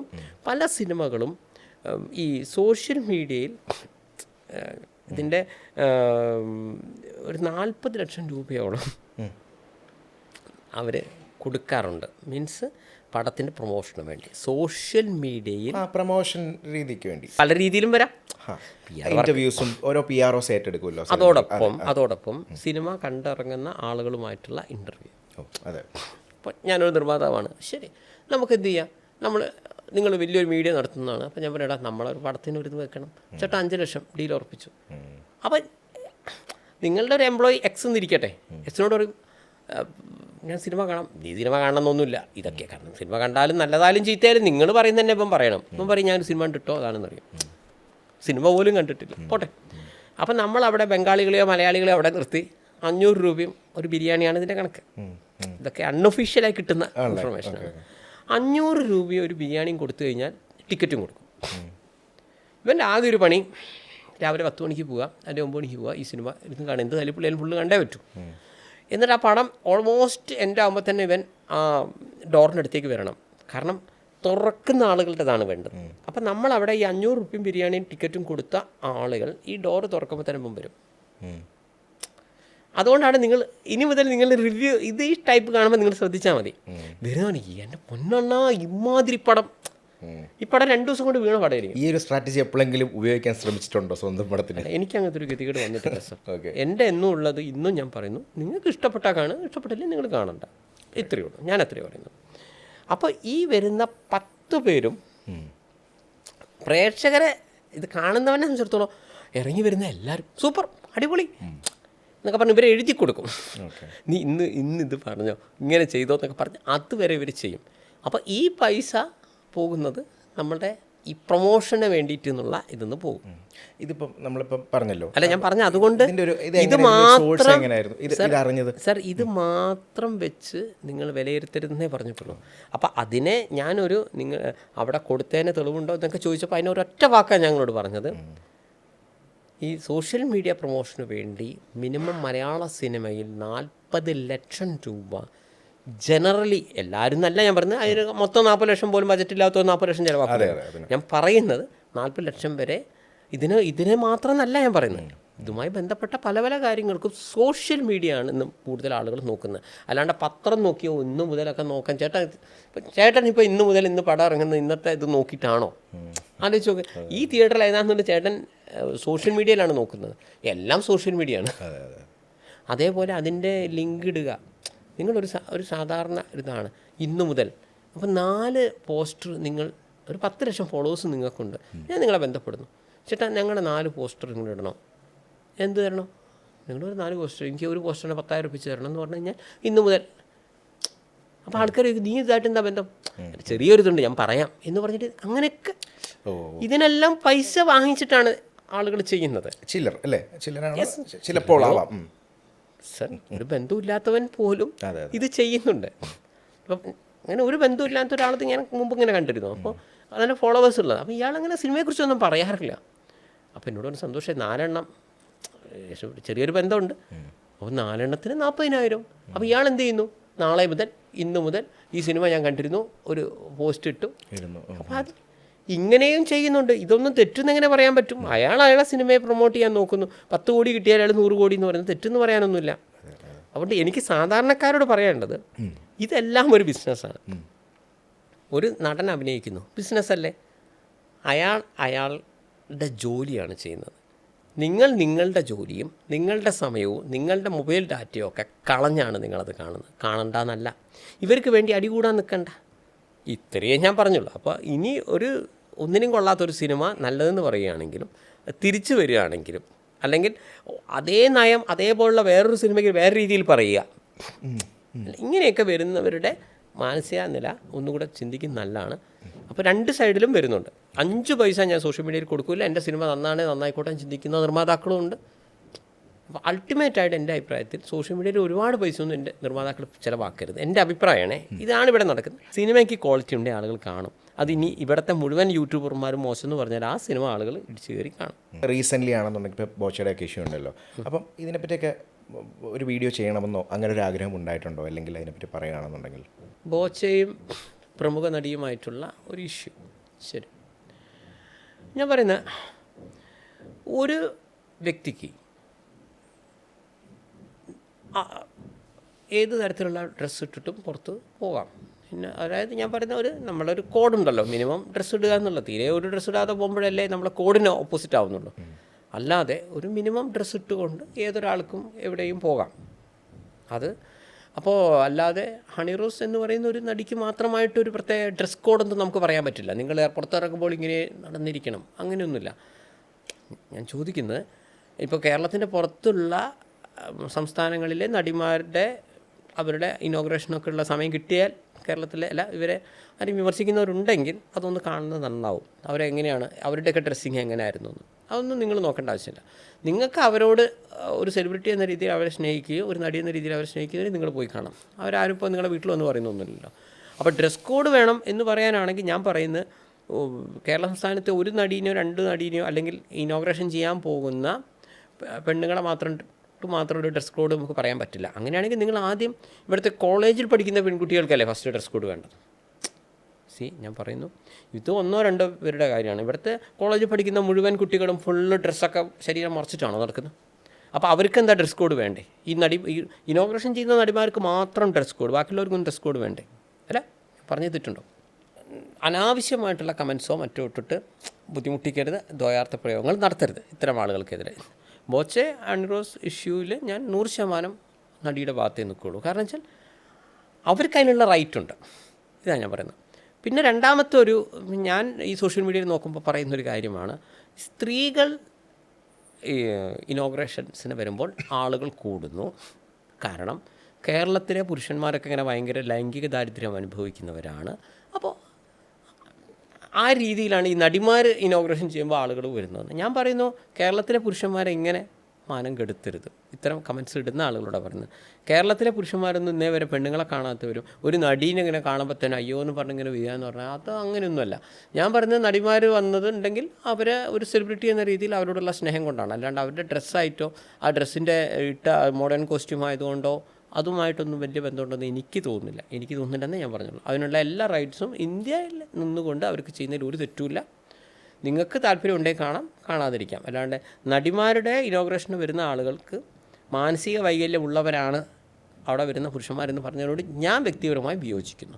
ഒരു സിനിമയിൽ തന്നെ നമ്മൾ നോക്കുകയാണെങ്കിൽ ചെറിയ ഡ്രസ്സ് ഇടുന്നവരുണ്ടാവാം, ചിലപ്പോൾ ചില കുളിസീൻ അഭിനയിക്കുന്നവരുണ്ടാവാം. അതിൻ്റെ അർത്ഥം എന്താണ്? അല്ലെങ്കിൽ ഫോൺ വീഡിയോസ് ചെയ്യുന്ന പെൺകുട്ടികളുണ്ടാവും. അതിൻ്റെ അർത്ഥം എന്താണ്? ആ ഫോൺ വീഡിയോയിൽ അഭിനയിച്ച പെൺകുട്ടി അല്ലെങ്കിൽ ചെറിയ ഡ്രസ്സ് ഇട്ട പെൺകുട്ടി ഇനി പുറത്ത് വന്നാൽ നിങ്ങൾക്ക് അവരെ പീഡിപ്പിക്കാമെന്നാണോ അതിൻ്റെ അർത്ഥം? അവർക്കെതിരെ മോശം കമൻറ്റ് പറയാമെന്നാണോ അതിൻ്റെ അർത്ഥം? അങ്ങനെ പറയാൻ പറ്റുമോ? അല്ല, അതിനൊരു ലൈസൻസ് ആണോ അത്? അവരവരുടെ ജോലിയാണ് ചെയ്യുന്നത്. ഇതന്നെയാണ് ഞാൻ നേരത്തെ ഇങ്ങോട്ട് പറഞ്ഞത്. അവർ നടിമാരായാലും നടന്മാരായാലും അവരവരുടെ ജോലിയാണ് ചെയ്യുന്നത്. നിങ്ങൾ എന്തിനാണ് അനാവശ്യമായി? നിങ്ങൾക്ക് ഇഷ്ടമുണ്ടെങ്കിൽ കാണുക, ഇഷ്ടമുണ്ടെങ്കിൽ കാണണ്ടെന്ന് വയ്ക്കുക. നിങ്ങളുടെ ജോലി, നിങ്ങളുടെ സമയം കളഞ്ഞ് ഇതേപോലുള്ള പരിപാടികൾക്കോ ഉദ്ഘാടനത്തിന് പോവുകയാണെങ്കിൽ നിങ്ങൾക്ക് അവരോട് ഇഷ്ടമുണ്ടെങ്കിൽ കണ്ടാൽ മതി. അല്ലാണ്ട് അവരെ ഡ്രസ്സ് കാണാനോ വായി നോക്കാനാണെങ്കിൽ അത് തെറ്റുന്നതെന്ന് ഞാൻ പറയുന്നില്ല. അത് പബ്ലിക് പ്ലാറ്റ്ഫോമിൽ പറയുകയോ അത് വെച്ച് അവരെ ഡബിൾ മീനിങ് ചെയ്യുകയോ ചെയ്യരുത്. ഇപ്പോൾ ഇവരുടെ ബോച്ചയുടെ വിഷയത്തിൽ ഞാൻ മനസ്സിലാക്കുന്ന കാര്യം, ഒരു തവണ അവരെ അങ്ങനെ കുന്തി ദേവി എന്ന് വിളിക്കുക ഒരു സംഭവം. ഇത് മാത്രമല്ല ശരിക്കും വിഷയം. അതിന് ശേഷവും പല ഇൻ്റർവ്യൂകളിലും പർപ്പസ്ഫുള്ളി ഈ ഒരു കാര്യം അദ്ദേഹം പറഞ്ഞിരുന്നു. എനിക്ക് തോന്നുന്നു ഈ കുറച്ച് ഈ ഡബിൾ മീനിങ്ങിൽ സംസാരിക്കുക എന്നുള്ള അദ്ദേഹം ഒരു തമാശയായിട്ട് പറയുന്ന ഒരു കാര്യമാണ്. എനിക്ക് തോന്നിയൊരു കാര്യമാണ്. നമ്മൾ തമാശയ്ക്ക് വേണ്ടി പല കാര്യങ്ങളും ചെയ്യുമെങ്കിലും ചിലർക്ക് ചിലത് കേൾക്കുമ്പോൾ ഹർട്ട് ചെയ്യും. ചിലപ്പോൾ നമുക്കത് ഫീൽ ചെയ്യണമെന്നില്ല. അപ്പോൾ അദ്ദേഹത്തിൻ്റെ ഒരു ഡബിൾ മീനിങ്ങിൽ ചില കാര്യങ്ങൾ പറഞ്ഞ് അതൊരു തമാശയിലേക്ക് ആക്കുക എന്നുള്ള അദ്ദേഹത്തിൻ്റെ ഒരു ശൈലിയാണ്. അത് അദ്ദേഹത്തിൻ്റെ മാനസിക നിലയുള്ളവർക്കും അദ്ദേഹത്തിൻ്റെ കൂട്ടുകാർക്കും അത് ഓക്കെ ആയിരിക്കും. പക്ഷേ എല്ലാവർക്കും അത് ഓക്കെ ആവണമെന്നില്ല. ഇവിടെയാണ് പ്രശ്നം. ശരിയല്ലേ ഞാൻ പറഞ്ഞത്? പിന്നെ അതേപോലെ തന്നെയാണ് ചില കാര്യങ്ങൾ നമ്മളിപ്പോൾ ഒരു ഡബിൾ മീനിങ് ആണെങ്കിൽ ലോജിക്കലി കറക്റ്റ് ആവുന്ന ചില ഡബിൾ മീനിങ് ഉണ്ട്. ഞാൻ പറഞ്ഞ അങ്ങനെയാണ്. ഇപ്പം ഞാൻ നിങ്ങളെക്കുറിച്ച് ഒരു കാര്യം പറയുകയാണെങ്കിൽ നിങ്ങൾക്ക് തന്നെ എൻജോയ് ചെയ്യും, അല്ലെങ്കിൽ നിങ്ങൾ തന്നെ എനിക്ക് കൈ തരും, അത് പൊളി എന്ന് പറയും. അപ്പോൾ അവിടെ ഒരു കേസ് വരുന്നില്ല. പക്ഷെ അത് ലോജിക്കലി ആയിരിക്കണം, അല്ലാണ്ട് പർപ്പസ്ഫുള്ളി ആയിട്ട് നിങ്ങൾക്ക് ഫീൽ ചെയ്യരുത്. ഞാൻ പറഞ്ഞു മനസ്സിലായി. ഒരു ഡബിൾ മീനിങ് ഒരാൾ വിചാരിക്കുകയാണ് ഇയാൾക്ക് ഇവിടെ ഒരു ഇത് പറയണം, അങ്ങനെ ആളുകളെ ഒന്ന് സൂചിപ്പിക്കണം എന്നാണെങ്കിൽ അത് പർപ്പസ്ഫുള്ളിയാണ്, ബോധപൂർവമാണ്. അപ്പോൾ ആ ഫസ്റ്റത്തെ ഇഷ്യൂവിൽ ഇവരുടെ ഞാൻ മനസ്സിലാക്കിയതാണ്, ഞാൻ വളരെ ഡീറ്റെയിൽ പഠിച്ചിട്ടില്ല. ഇവരവിടെ ഇദ്ദേഹം കുന്തി ദേവി എന്നൊരു വാക്ക് ഉപയോഗിക്കുന്നു. അതായത് നമ്മളെ ബാക്ക് സൈഡിനെ പറയുന്ന 2 വാക്കുകളെ അദ്ദേഹം കുന്തി എന്ന് പറഞ്ഞിട്ട് ഇദ്ദേഹം മാറ്റിയെന്നാണെന്നാണ് പറയപ്പെടുന്നത്. അതാണ് ഞാൻ പറയുന്നത്. അങ്ങനെ തന്നെ വരണമെന്നൊന്നുമില്ല. അദ്ദേഹം ഉദ്ദേശിച്ച് അങ്ങനെയൊക്കെയാണെന്നാണ് അതിൻ്റെ അടിയിൽ എഴുതി വയ്ക്കുന്ന, കമൻറ്റ് എഴുതി വയ്ക്കുന്നവർ പറയുന്നത്. അദ്ദേഹം അങ്ങനെ പറഞ്ഞിട്ടില്ല. ശരി. ഇതിന് ശേഷം ആ കുട്ടിക്കൊരു വിഷമം ഉണ്ടായി. അവർ ഇദ്ദേഹത്തിൻ്റെ മാനേജറെ അറിയിച്ചു. ഇനി ഈ മാനേജർ ഇദ്ദേഹത്തെ അറിയിച്ചു എന്ന് വെച്ചാൽ എനിക്കറിയില്ല. അല്ല, ഇതിപ്പോൾ ഓരോരുത്തരും പറഞ്ഞതല്ലേ, ഞാനിപ്പോൾ കേസിൻ്റെ അന്വേഷണ ഉദ്യോഗസ്ഥനൊന്നുമല്ലല്ലോ. ഈ മാനേജർ ഇദ്ദേഹത്തോട് പറഞ്ഞു എന്ന് സങ്കല്പിക്കുക. പറഞ്ഞെങ്കിൽ ഈ വ്യക്തി നേരെ നടിയെ വിളിക്കുന്നു. അല്ല, ഞാൻ ആ വിഷയം എങ്ങനെ കിട്ടിയപ്പോൾ ആലോചിച്ചു. മോളെ, ഞാൻ അങ്ങനെ ബോധപൂർവ്വം പറഞ്ഞല്ലോ കേട്ടോ, ഒരു ഓളത്തിനെ എല്ലാവരും ഇങ്ങനെ വന്നപ്പോൾ ഞാൻ ജസ്റ്റ് അങ്ങ് പറഞ്ഞതാണ്, മനസ്സിലായില്ലേ? അത് നിങ്ങൾ സീരിയസ് ആയി എടുക്കരുത്, സോറി, ഇനി എൻ്റെ വന്നുണ്ടാവില്ല എന്ന് പറഞ്ഞിരുന്നെങ്കിൽ ഇഷ്യൂ കഴിഞ്ഞു സാർ. പിന്നെ ലോകത്തൊരു പെൺകുട്ടിയും ഈ രീതിയിൽ ഒരാൾ ഫോൺ ചെയ്യും, പിന്നീട് ഒരിക്കലും നമ്മളെ ഭാഗത്തുനിന്ന് ആ ഒരു ഇതില്ലായിരുന്നെങ്കിൽ ലോകത്തൊരു പെൺകുട്ടി ഇതൊരു കേസിലേക്ക് പോകില്ല. 4 മാസം കഴിഞ്ഞിട്ടാണോ 4 കൊല്ലം കഴിഞ്ഞിട്ടാണോ, അതൊക്കെ പിന്നീട് വരുന്ന വിഷയമാണ്. പക്ഷേ സംഭവിക്കുന്നത് എന്താണ്? ഇത് കൺസിസ്റ്റൻ്റ്ലി തുടർന്നു. ഇത് വെറുതെ ഉള്ളൊരു ഇൻ്റർവ്യൂവിലും നമ്മൾ അവരെക്കുറിച്ചും വളരെ മോശമായ രീതിയിൽ ചില കാര്യങ്ങൾ. പിന്നെ നേരിട്ട് അവരായിട്ട് ബന്ധമില്ല. കാരണം അദ്ദേഹത്തിൻ്റെ ഒരു പഴംപൊരി ഒരു വീഡിയോ നിങ്ങൾ കണ്ടോ എന്ന് എനിക്കറിയില്ല. ഇങ്ങനെ കുറച്ച് ചില വീഡിയോസ് സാർ അത് ഞാൻ ഉറപ്പിച്ച് പറയുന്നു, ഈ നടിയെ ഇദ്ദേഹം പരിചയപ്പെടുന്നതിന് മുമ്പും ഇദ്ദേഹത്തിൻ്റെ ചില വീഡിയോസ് നിങ്ങൾ കുറച്ചൊന്ന് പുറകിൽ നോക്കിക്കഴിഞ്ഞാൽ ഇങ്ങനെ ഒരു കുറച്ചൊരു ഡബിൾ മീനിങ്ങിൽ പറഞ്ഞ അവസാനം അത് രസാക്കി കൊണ്ടുവരുന്ന ഒരു രീതി അദ്ദേഹത്തിനുണ്ട്. അത് ഈ നടീനെ പരിചയപ്പെട്ട അന്ന് തുടങ്ങിയതൊന്നല്ല, അദ്ദേഹത്തിൻ്റെ ഒരു രീതിയാണ്. അത് ഇഷ്ടപ്പെടുന്ന സ്ത്രീകളടക്കമുള്ള ആളുകളുണ്ട്. പക്ഷേ എല്ലാവരും അത് എൻജോയ് ചെയ്യണമെന്നില്ല. ഇതുകൊണ്ടാണ് അദ്ദേഹത്തിന് പെട്ടെന്ന് ജാമ്യം കിട്ടാതെ വന്നതെന്ന് ഞാൻ വിചാരിക്കുന്നത്. കാരണം ഈ ഒരു പദപ്രയോഗം നടത്തിയത് കൊണ്ടല്ല. അതിപ്പോൾ ഒരാൾക്ക് വേണമെങ്കിൽ സോറി പറഞ്ഞാൽ പോരാ, കോടതിയിൽ നമുക്ക് സോറി പറയാം. പക്ഷേ അതിന് ശേഷവും ഇദ്ദേഹം ഇങ്ങനെ പറയുമ്പോൾ ഈ നടി കരുതുന്നത് എന്താണ്, അവരെ ബോധപൂർവം, കാരണം അവർ ഒരു പ്രാവശ്യം മാനേജറോട് പറഞ്ഞു എനിക്ക് ഇഷ്ടപ്പെടുന്നില്ല എന്ന്. ഇത് ഇഷ്ടപ്പെടുന്നില്ല എന്ന് പറഞ്ഞിട്ട് ഇദ്ദേഹം ഇത് തന്നെ തുടരുന്നു എന്ന രീതിയിൽ. എനിക്ക് തോന്നുന്നു ഡിസംബർ 31 അവരൊരു പരിപാടി സംഘടിപ്പിച്ചിരുന്നു. ഞാൻ ഇദ്ദേഹത്തിൻ്റെ ഫേസ്ബുക്കിലുണ്ട്. അപ്പോൾ ആ പരിപാടിയിൽ എന്താണ്, ടിക്കറ്റിൻ്റെ പകുതി പൈസ അതിന് വേണ്ടിയിട്ട് അദ്ദേഹം ടിക്കറ്റിൻ്റെ പകുതി പൈസ തന്നാൽ മതി. പക്ഷേ അദ്ദേഹം പറയുന്നൊരു ക്രൈറ്റീരിയ ഉണ്ട്, വളരെ മോശം ക്രൈറ്റീരിയയാണത്. ചുവപ്പ് നിറമുള്ള ചന്തി ഉള്ളവർക്ക് ഇങ്ങനെ സംപ്രേഷണം ചെയ്യാൻ പറ്റുമെന്ന് പോലും എനിക്കറിയില്ല. പക്ഷേ ഇങ്ങനെ കേൾക്കുമ്പോൾ സാർ അതൊരു ഓപ്പണിലാണ് പറയുന്നത്. അതൊരു തമാശയായിട്ട് എടുക്കുന്നവനത് ഓക്കെയാണ്, സീരിയസ് എടുക്കുന്നവരോ, ഇതാണ് പ്രശ്നം. അല്ലാതെ നടിയെ പറഞ്ഞത് മാത്രമല്ല, അദ്ദേഹത്തിന് കോടതിയിൽ തന്നെ ഇതേപോലത്തെ വീഡിയോസ് ഇങ്ങനെ കണ്ടിന്യൂസ്ലി കാണുമ്പോൾ, പക്ഷേ അദ്ദേഹത്തിനെ കുറച്ചും കൂടി അടുത്തറിയുന്ന ആളുകൾക്കൊക്കെ അറിയാവുന്ന ഒരു കാര്യമാണ്. ഈ നടീനെ പരിചയപ്പെട്ട സമയത്തൊന്നല്ല, ഇതിനു മുമ്പും അദ്ദേഹം ഇങ്ങനെയുള്ള അദ്ദേഹത്തിൻ്റെ ഒരു തമാശയാണത്. പക്ഷെ അത് ചിലർ വളരെ സീരിയസ് ആയിട്ട് എടുക്കും. സീരിയസ് ആയിട്ട് എടുത്തു കഴിഞ്ഞാൽ ഇപ്പോഴത്തെ റിസൾട്ടിലേക്ക് അത് വരികയും ചെയ്യും. ഇനി കേരള ലൈവിൻ്റെ എപ്പോഴാണ് ഇനി അതിൻ്റെ പരിപാടി? സിനിമ എന്ന് വെച്ചാൽ അതിൻ്റെ എഡിറ്റിംഗ് ശരിക്കും പെൻഡിങ് ആവുന്നു. കാരണം എനിക്ക് കണ്ടിന്യൂസ്ലി ഒന്നുകിൽ ഇനോഗ്രേഷൻസ് വരും, അല്ലെങ്കിൽ നമുക്ക് ഇനോഗ്രേഷൻ, എൻ്റെ ഏത് ഇനോഗ്രേഷൻ കഴിഞ്ഞാൽ നിങ്ങൾ ഉടനെ ഊഹിച്ചോ 2 ചാരിറ്റി പോകും. കാരണം അവിടെ നിന്ന് കിട്ടുന്ന പൈസ ഉടനെ സ്പ്ലിറ്റ് ചെയ്ത് 2 കൊടുക്കും. അപ്പോൾ ഇങ്ങനെ വരുന്നു. അപ്പോൾ പിന്നെ ഇനോഗ്രേഷൻ്റെ വീഡിയോ ഒക്കെ എഡിറ്റ് ചെയ്യാനുള്ളത് ഇങ്ങനെ. പിന്നെ നമുക്ക് ഓൺലൈൻ ഇൻ്റർവ്യൂ, പിന്നെ നമുക്ക് പേഴ്സണലായിട്ടുള്ള നമ്മൾ അറ്റൻഡ് ചെയ്യേണ്ട അത്യാവശ്യമുള്ളതാണ്. ഇത് കഴിയുമ്പോൾ എനിക്കൊരിക്കലും എഡിറ്റിങ്ങിന് സമയം കിട്ടുന്നില്ല സാർ. എഡിറ്റിംഗ് എന്ന് പറയുമ്പോൾ ഫുള്ളി ഇൻവോൾവ് ആയി ചെയ്യേണ്ട സാധനമാണ്. അത് നമുക്കതിന് സമയം കിട്ടാത്തതാണ്. അപ്പോൾ എനിവേ എന്തായാലും വിഷുവിനെങ്കിൽ റിലീസ് ചെയ്യാൻ പറ്റുമെന്ന് കരുതുന്നു. ഈ ചാരിറ്റി എന്ന് പറയുമ്പോൾ തന്നെ നമുക്ക് വരുന്ന കോളുകൾ അല്ലെങ്കിൽ നമുക്ക് അതിൻ്റെ ഒരു എങ്ങനെ അതിൻ്റെ സത്യാവസ്ഥ നമുക്ക് മനസ്സിലാക്കുന്നത്, അല്ലെങ്കിൽ പറയാൻ പറ്റത്തില്ല, പല രീതിയിൽ വരാം. ഇങ്ങനെ ആവശ്യമുണ്ടെന്ന് വ്യാജമാവാം. ശരിയല്ലേ? കറക്റ്റാണ്. അപ്പോൾ എൻ്റെ അടുത്ത് ഇപ്പോൾ ഞാൻ പറഞ്ഞല്ലോ, ഞാൻ ജനങ്ങൾക്കൊക്കെ നമ്പർ കൊടുക്കുന്നത്. അപ്പോൾ എന്നോട് സ്ട്രേറ്റ് വിളിക്കും. അപ്പോൾ ഞാനിപ്പോൾ ഇത്രയും നേരം നമ്മളിവിടെ സംസാരിക്കുമ്പോഴും ഈ 3 ആളുകളുടെ ഫോൺ കോളെല്ലാം എന്നെയും സ്വാധീനിച്ചിട്ടുണ്ട്. കാരണം നമുക്കറിയാം ഒരു ട്രെൻഡ് എങ്ങനെയാണ് പോകുന്നത്. അപ്പോൾ ഒരാളിപ്പോൾ എന്നോട് പറയുകയാണ്, സാർ എനിക്ക് ബാത്റൂം ഇല്ല എന്നൊരാൾ വിളിച്ചു. ശരി, ഞാൻ പറയും എവിടെയാണ് വീട്? ഇങ്ങനെയാണ്, തിരുവനന്തപുരം ജില്ലയിൽ അല്ലെങ്കിൽ വെഞ്ഞാറമൂട് സ്ഥലത്താണ്, അല്ലെങ്കിൽ ഇന്ന സ്ഥലത്താണ്. ശരി, അല്ലെങ്കിൽ വയനാട്ട് ഇന്ന സ്ഥലമാണ്. ശരി, ഞാനതൊക്കെ നോട്ട് ചെയ്ത് വെച്ചു. എനിക്ക് ഒരുവിധം കേരള സംസ്ഥാനത്തെ ഏതൊരാളെക്കുറിച്ച് പറയണമെങ്കിൽ അധികം ബുദ്ധിമുട്ടില്ല. എനിക്ക് ആ ഏരിയയിലുള്ള എൻ്റെ ഏതെങ്കിലും ഫാൻസുകാരായിട്ട് ബന്ധപ്പെട്ടാൽ മതി. ഞാൻ പറയും ഒറ്റ ഫോൺ കോൾ, എടാ ഇങ്ങനെ ഒരു കേസുണ്ട്, നീ ആ വയനാട്ടിൽ ഇന്ന സ്ഥലത്തൊന്നും ചെല്ലെന്ന് പറഞ്ഞു കഴിഞ്ഞാൽ ഞാൻ പറഞ്ഞു മനസ്സിലായില്ല, ഇവൻ എനിക്കൊരു ഐഡിയ തരും. സംസാരം പറഞ്ഞത് കറക്റ്റാണ്. ശരി, പിന്നെ ഞാൻ പറയും ഞാനൊരു നേരിട്ട് വരാം. സാർ വരാൻ ചിലപ്പോൾ ചോദിക്കും, സാർ ഗൂഗിൾ പേ ചെയ്താൽ മതിയോ? അല്ല മതി, എങ്ങനെയായാലും ഞങ്ങൾക്ക് ഓക്കെയാണ്. ഞാൻ പറഞ്ഞു എനിക്ക് ഓക്കെ അല്ല, എനിക്ക് നേരെ വന്ന് കാണണം. ഇവൻ്റെ ഡീറ്റെയിൽസ് കിട്ടി. സാർ നാളെ വരുമോ? നാളെ എന്നൊന്നും പറയാൻ പറ്റില്ല, ഞാനങ്ങ് വരും. കാരണം അവിടെയൊക്കെ എന്താണെന്ന് വെച്ച് കഴിഞ്ഞാൽ നിങ്ങൾക്കിപ്പോൾ വേണമെങ്കിൽ ഏതൊരാൾക്കും വേറൊരു കുഞ്ഞു വീടിൻ്റെ ഫോട്ടോ എടുക്കുന്നു.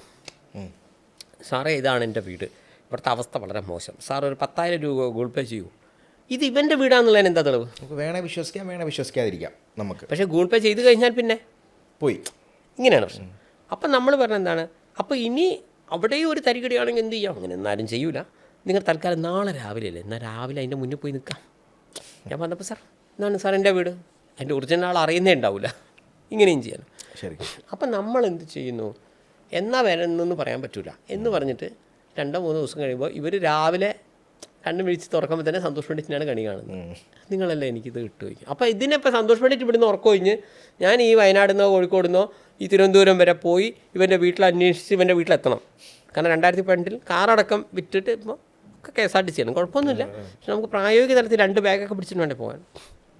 അത് ഒറ്റയ്ക്ക് പോകുമ്പോൾ ഒക്കെ ഭയങ്കര ബുദ്ധിമുട്ടാണ്. അങ്ങനെ ആളിങ്ങനെ കൂട്ടും. അപ്പോൾ ഈ പറയും ശരി ബാത്റൂമൊന്നും ഇല്ല എന്ന് പറഞ്ഞു. അപ്പോൾ ഞാൻ ചോദിക്കുമല്ല ബാത്റൂം ഇല്ല, അപ്പോൾ ചേട്ടൻ ഇത്രയും കാലം ചേട്ടൻ 2 പെൺമക്കൾ ഭാര്യ, അപ്പോൾ നിങ്ങൾ ഇത്രയും കാലം 1 and 2 ഒക്കെ എവിടെ നടത്തി? അല്ല സാർ അത് അവിടെ വെച്ചിട്ടാണ് ഇവിടെ. അല്ല ഇയാൾ ഇത്രയും കാലം പിന്നെ എങ്ങനെ നടത്തിയെന്നുള്ളത് അത് നോക്കണം. അപ്പോൾ അതൊക്കെ നോക്കി വന്നിട്ട് പിന്നെ ഞാൻ എന്ത് ചെയ്യും? ആ ചോദ്യത്തിന് ഉത്തരമാണ്. ഈ പോകുമ്പോൾ തന്നെ എൻ്റെ നേരത്തെയുള്ള ഈ കൂട്ടുകാരനോട് ഞാൻ പറഞ്ഞു വെച്ചിട്ടുണ്ടാവും ഒരു മേസനും പ്ലംബറി അവിടേക്ക് കൊണ്ടുപോകാൻ. ഉടനെ പിന്നെ കോൾ ചെയ്തു, എടാ ഞാൻ ഇവിടെ എത്തിയിട്ടുണ്ട്. അപ്പോൾ ഈ മേസനും പ്ലംബറും എത്തി. ഞാൻ പറയാം, എടാ എത്ര കല്ല് വേണം?